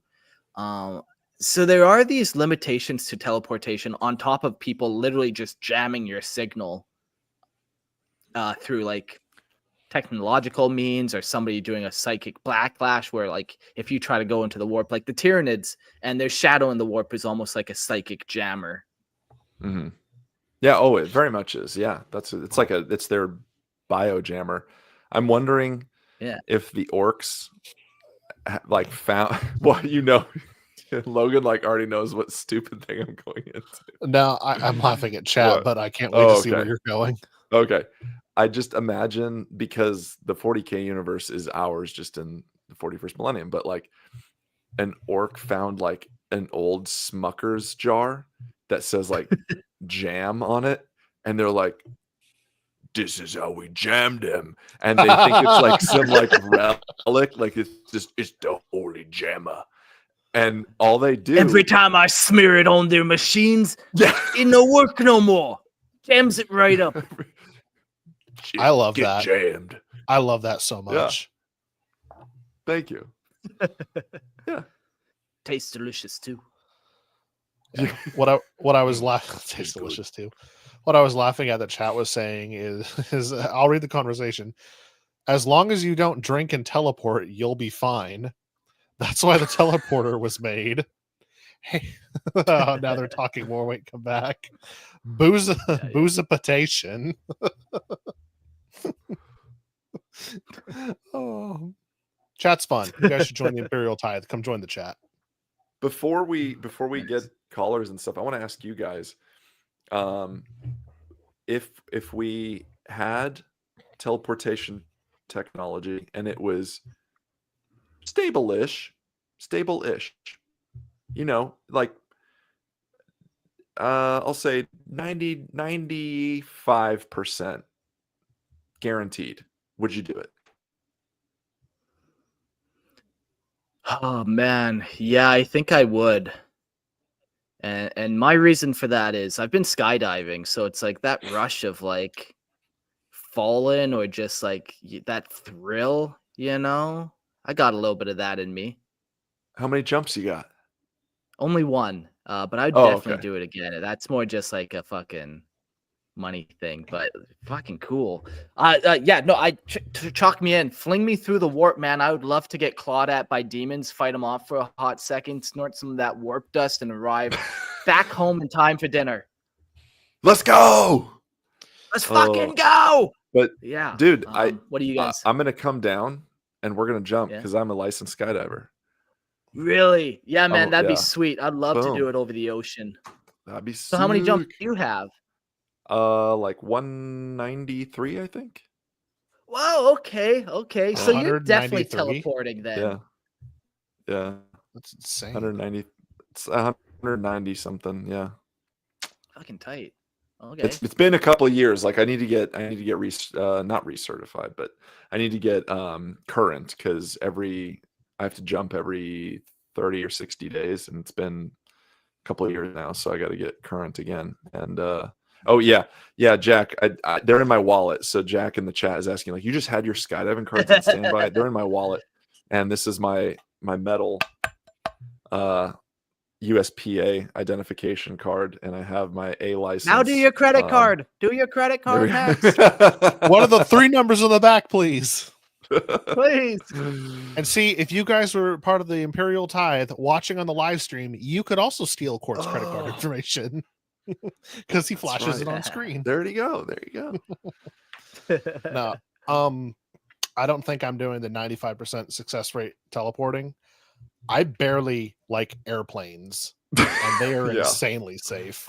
Dude, I flew on a Boeing 800 series on the way back from North Carolina. It's a nice plane. It's a bigger plane. It's more comfortable.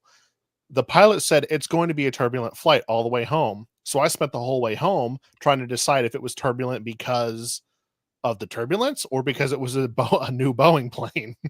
And everyone's like, "Oh, you're paranoid." Yeah, that's the nice thing about teleportation. You know what it is. It's a demon of the warp clawing and shaking your ship that's around. so much better. So that's the nice thing about that. Yeah, there's a little security there. It's the unknown about the flying in a plane that really gets me, you know. But if you know it's just demons shaking it up, it's fine. Yeah, everyone gave me crap, but the next day a Boeing 800 series crashed, and I was like, validated. Paranoia validated. All the lives on that for your validation. I know. I was gonna say, geez, Logan, like, wow, way to be smug at that moment. Now there really is a god, if that's the case, eh? Thanks. That is not what I was saying. You two are. I think that's where we leave it. Because, we don't let him defend himself. Grimaldus, are you ready? Should we get you on the chat? Okay, you're in. How you doing, Grimaldus? Welcome to the show. Do you think Logan's a monster or what for wishing death on playing people? I will not stand for this slander. Oh man, Grim is not here. He's in existence, but he's not responding. So he also will not stand for this slander on my name. He got jammed. Yeah, somebody jammed Grim. Somebody jammed him. No, he was quietly. Yeah, we're taking call-ins. Jack, hey, welcome. We'll give you 1 second. 3, 2, 1. Jack, welcome. Hey. Teleport in. How's it going? Come on, teleport. How's it going? I just want to say I did work for an airline, and let me tell you, it is as the hull of a plane is as thin as possible, and the inside is all cargo netting. And if it does break, your plane will get tipsy-turny and crash. But it's such an expensive issue to have that they won't let it crash. That's the best part. Oh, that's nice. Yeah, this is too expensive to become a problem. Yeah, exactly. They don't want to waste all that money on your corpse. That's a higher success you have a large rate. family. Yeah, exactly. Than 95%. From the airline 95%. industry. I'm out. Get up to 99.9 and then I'll teleport. Yeah. Am I supposed to like ask questions about what we talked about? Or? Yeah, Ask you can them just why they're shoot the bullying shit. me. You know, you Okay. can make fun of Logan, whatever you're into, really. We'll ask you. your How about time. this, Jack? Let's ask you then. What's your favorite form of teleportation that we've covered in this episode? Like, who do you think has the coolest way to go about it? I mean, personally, I was a big fan of the Tyranids wormholes that they were doing full of cysts. Yeah, yeah. But honestly, Pyramid holes, man. It doesn't get better than that. no, I mean, you know, a hole's a hole. And when there's a will, there's a way. Yeah. I don't care What are we that hole doing? has teeth on it. I'm teleported. Listen. The teeth make it all the better. But Okay, Yeah, no, I take this it is back. this Mods is how ban Jack. it is. Mods ban Jack. whoa, hold on. No, listen. I'm just going with the worm flow. Double ban him. Double ban him. Or the mods. I feel like man. realistically though, the Emperor's teleportation, going through the warp, that's the best way to do it. And like even if it's like 3 miles max, and then the 3 miles and 1 inch you turn into a pile of mush, so be it. Worth it, man. Yeah, Worth it. like So you be come it. out, you look cool. Yeah. You don't have a love meet situation going on. It's a win-win.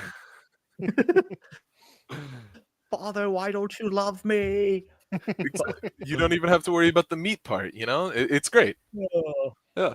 Yeah. The Okay. So only you're a meat big they fan need- of teleportation. Make Yeah. teleportation great Yeah. again. Make teleportation great again. Bring back the warp gates and the warp portals. Yeah. Increase funding. I like it. Jack, do you use any teleportation on the table? Like, what army do you play in? Do you have any units that you actually take advantage of that on? That's such a great question with an answer. So the issue is I'm poor, and I don't play tabletop yet.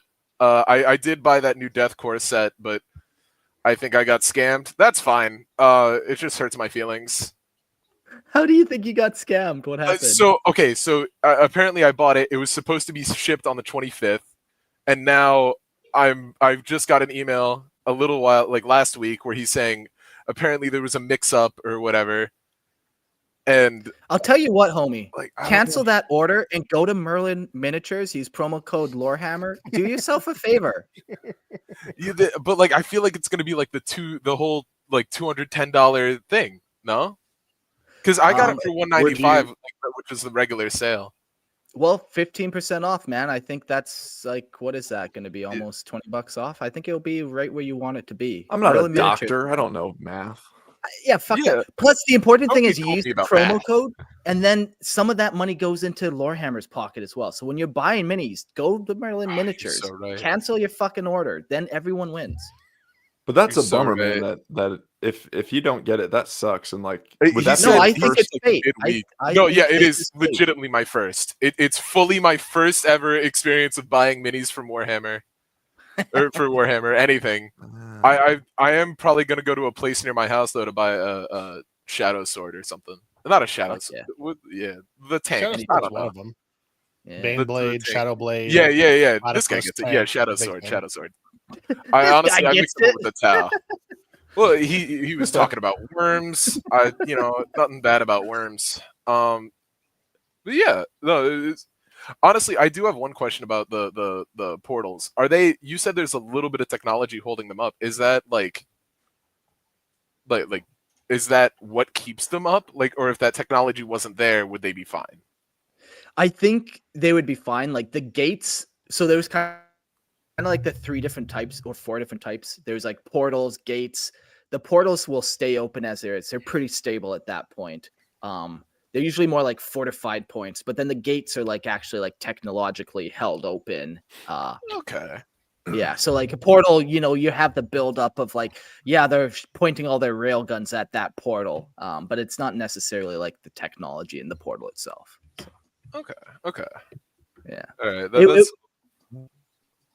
It'd be a very interesting episode to maybe go back and do it since we kind of jumped over a lot of it. But, there's some other things too. Like the Ghost Wind is kind of a Necron safe space alternate reality where they can kind of teleport to as well.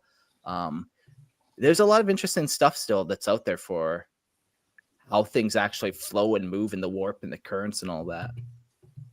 Yeah. Okay. Is there like new stuff since the last time you guys talked? Because when you talked about it last time, weren't you guys still in like 8th? Yeah, no, for sure. So it's hard to say where some of that would have come up. One of the things that was like the most recent that I can kind of think of warp things was during the Siege of Terror. They came out with I think they're called Mandeville lines, where there's basically points in systems where you can safely jump to this specific point right outside of Saturn, and that's where you can meet. So that's the point you want to fortify. If you try to jump to like kind of a different point, it doesn't work that well. I wish I could remember exactly what it was called. Oh, so But is that how they explained why they couldn't just teleport right to Terra? Exactly. Yeah, no, exactly. So there are these points within the system that kind of keep it from allowing that kind of stuff to happen. Okay. Mandible Sweet. lines, 40K. But 40K is always adding to stuff. It is crazy how much has been added even since Lorehammer kind of came back or went away or whatever you want to word that. But yeah. Okay. Mandeville lines, man.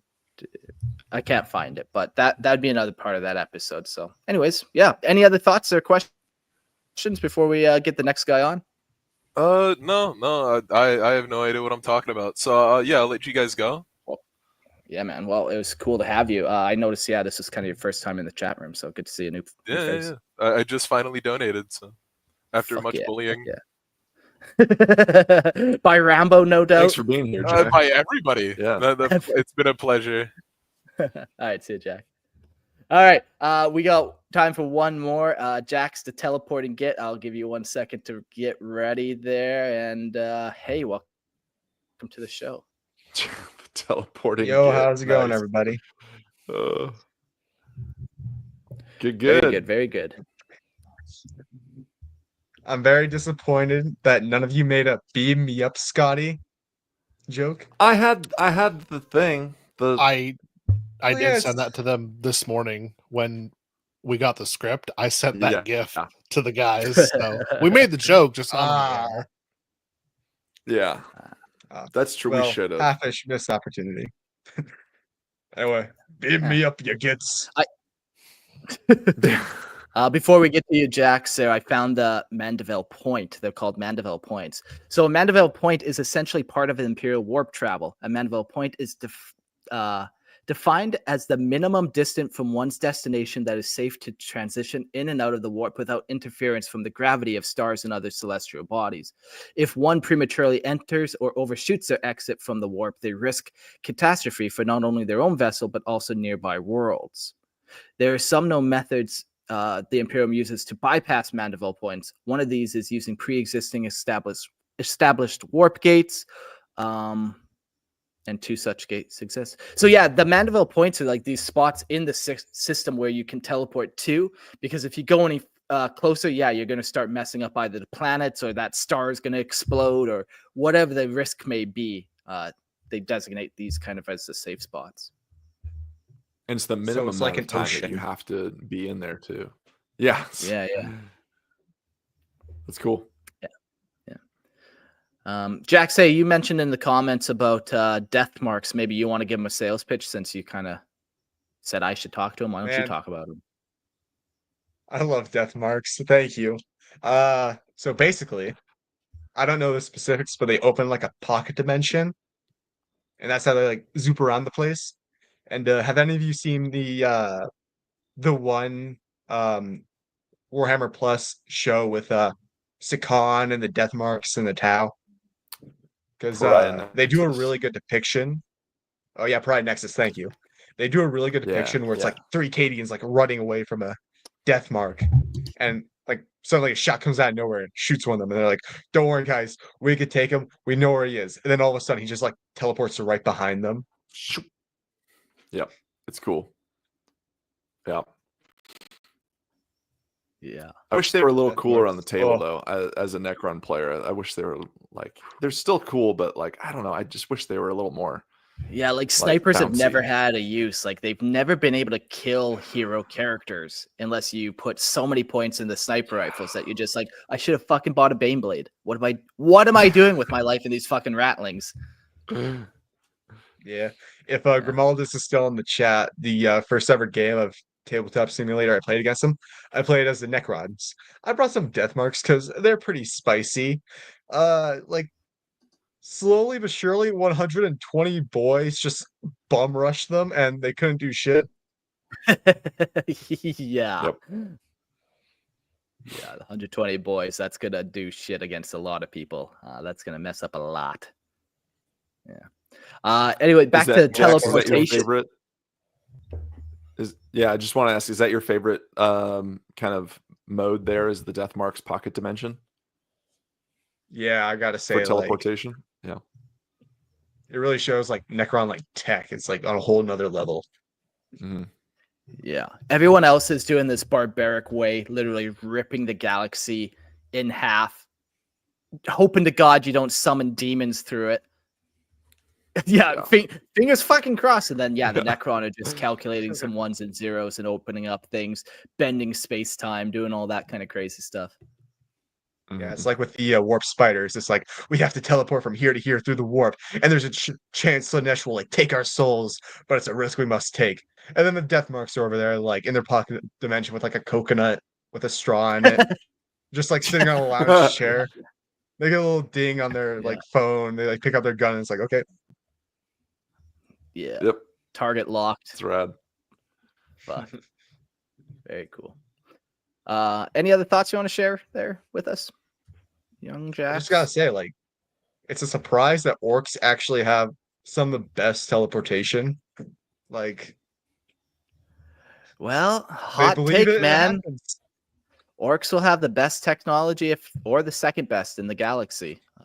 That's kind of how they work.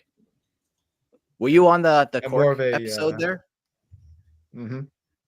Yeah, Orcs, yeah, orcs, very orcs. interested in just how they kind of like they're just gonna match whoever kind of has the best technology. They might get slightly above it, but whatever the technology level is set for the galaxy, that's where the orcs are gonna be, right where they Yeah. need to be. More of a final question.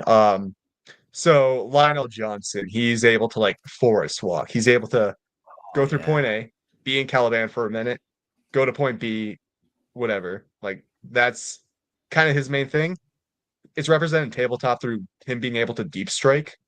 How do you guys feel about teleportation more being being more invested in like actual like tabletop games? Like if Corvus Corax comes out, my beloved, if he comes out and is like he's able to go through the warp just randomly because he has mastery over it and go from point A to point B, and that's just deep strike or like however it's interpreted on tabletop.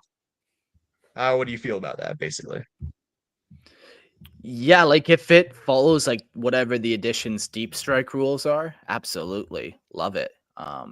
It's such a cool characterful thing of like, the lion is a psyker, but his only real power is this. But it's a fucking cool power to be able to teleport across the battlefield. Love to see it happen. The Cold Star battle suit doesn't teleport, but it can do like a 50-inch move. I don't know if it still can, but it used to be able to just blast across the whole field in one move. Yeah. To, or because I am reading my codex wrong. I don't know if it still can, but it used to be once per game this model can advance and it can move like 60 inches. But that's kind of like what you were saying. Something could teleport from one spot to the other spot. Yeah. I think it makes it cool because it makes it teleportation, I mean- unpredictable. Yeah. And that's what's so forces nice you- about the deep strike. Like that unpredictable. And playing like Grey Knights, like I mean I don't play Grey Knights, but my buddy Ryan does. And playing Grey Knights, like that dude bounces around the board and it's so cool. And it's one of those motivating factors when you play against an army like that. You really have to adapt and you have to set up in a way that's like, and it can get a little boring where like, okay, well, he can't get in within 9, or some armies can't get in within 9. So you start screening out objectives. You start screening out points on the table where you don't want them to get in, and they can't. Or you know that he can bounce around and this and that, and to the point where you're like, I need to tie him up in melee combat. Like I need to go get that thing so that it can't just warp and pop down.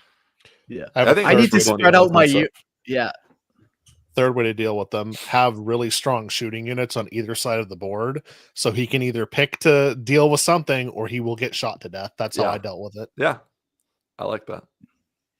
Put bodies everywhere so they teleport into a wall. Not your problem anymore. It's the wall's problem now. Yeah. I always imagine as like they teleport out and it's like they just like face plant into a wall and just see like the indent on the other side.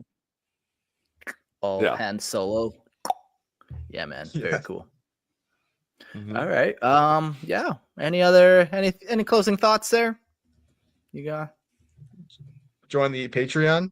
Actually, Jack, you were shit talking my man Kurz and the Tau. I have a problem with that, and you can't respond because you already went. Ha ha ha! Yes. Superiority has been reached, and with that, we'll let Jack sleep easy. I must teleport off. Gone. Yeah. Okay. Cool. Well, nice teleportation, everyone. We teleported in seamlessly. Now we all teleport back home and away for the week. Fun episode. Like, I like 40K so much just because of the way that they choose to do things. You know, it's not that Star Trek version. It's not Stargate's version, which is also pretty simple and like safe and clean, reliable. No, this is 40K where like you're dominating something. You're dominating reality itself, ripping it open, and then you've got to battle demons as you're teleporting in order to make this crazy feat happen. Like, it's just so above and beyond. Yeah, it's a big gamble. It's a big gamble, and I like 40K is really a universe of flavors. I like that there are so many different flavors of how to do the exact same thing.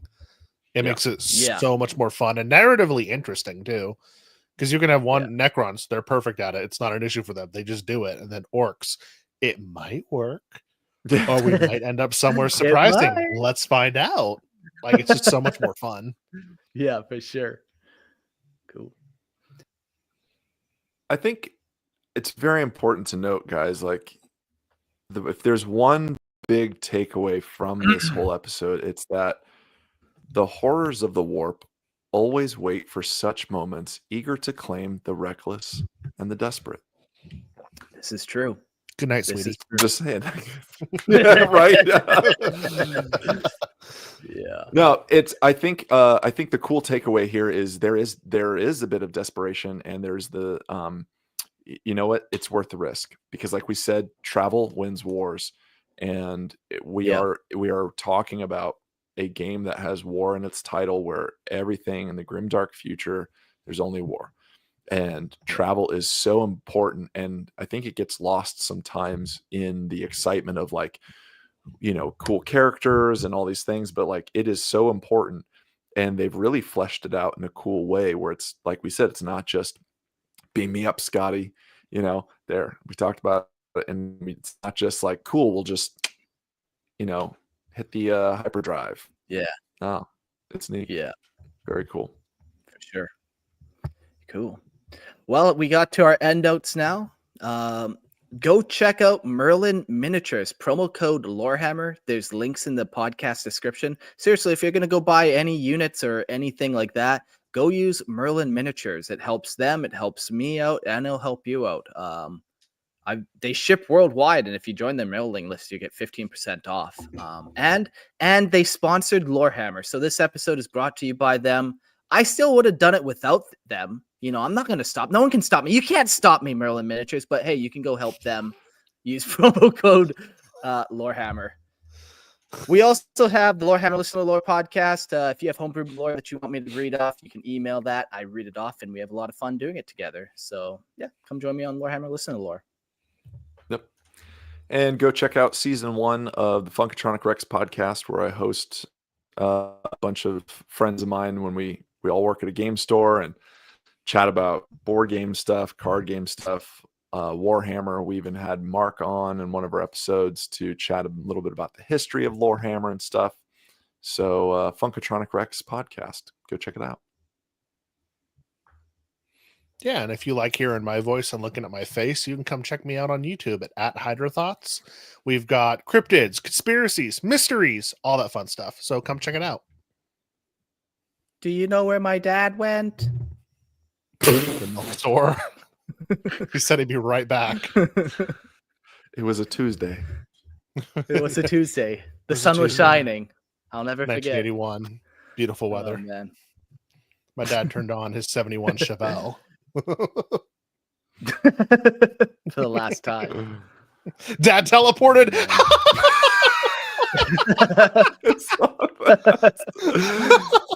Comment of the night, gentlemen. Comment of the night. Man. There it is. We want to thank Well, if you want to Imperial be able to Jacks. comment, join the Patreon, and Yeah, you could go join that and have a lot of fun. We had a pretty cool donation. Somebody donated $275. Goldbald, thank you so much for kind of doing that kind of one-time donation. That's like fucking tight, man. Honestly, Thanks, I just man. bought Starlink, which will really help me out for doing the podcast. So that money kind of went right to old Elon Musk. So good on that.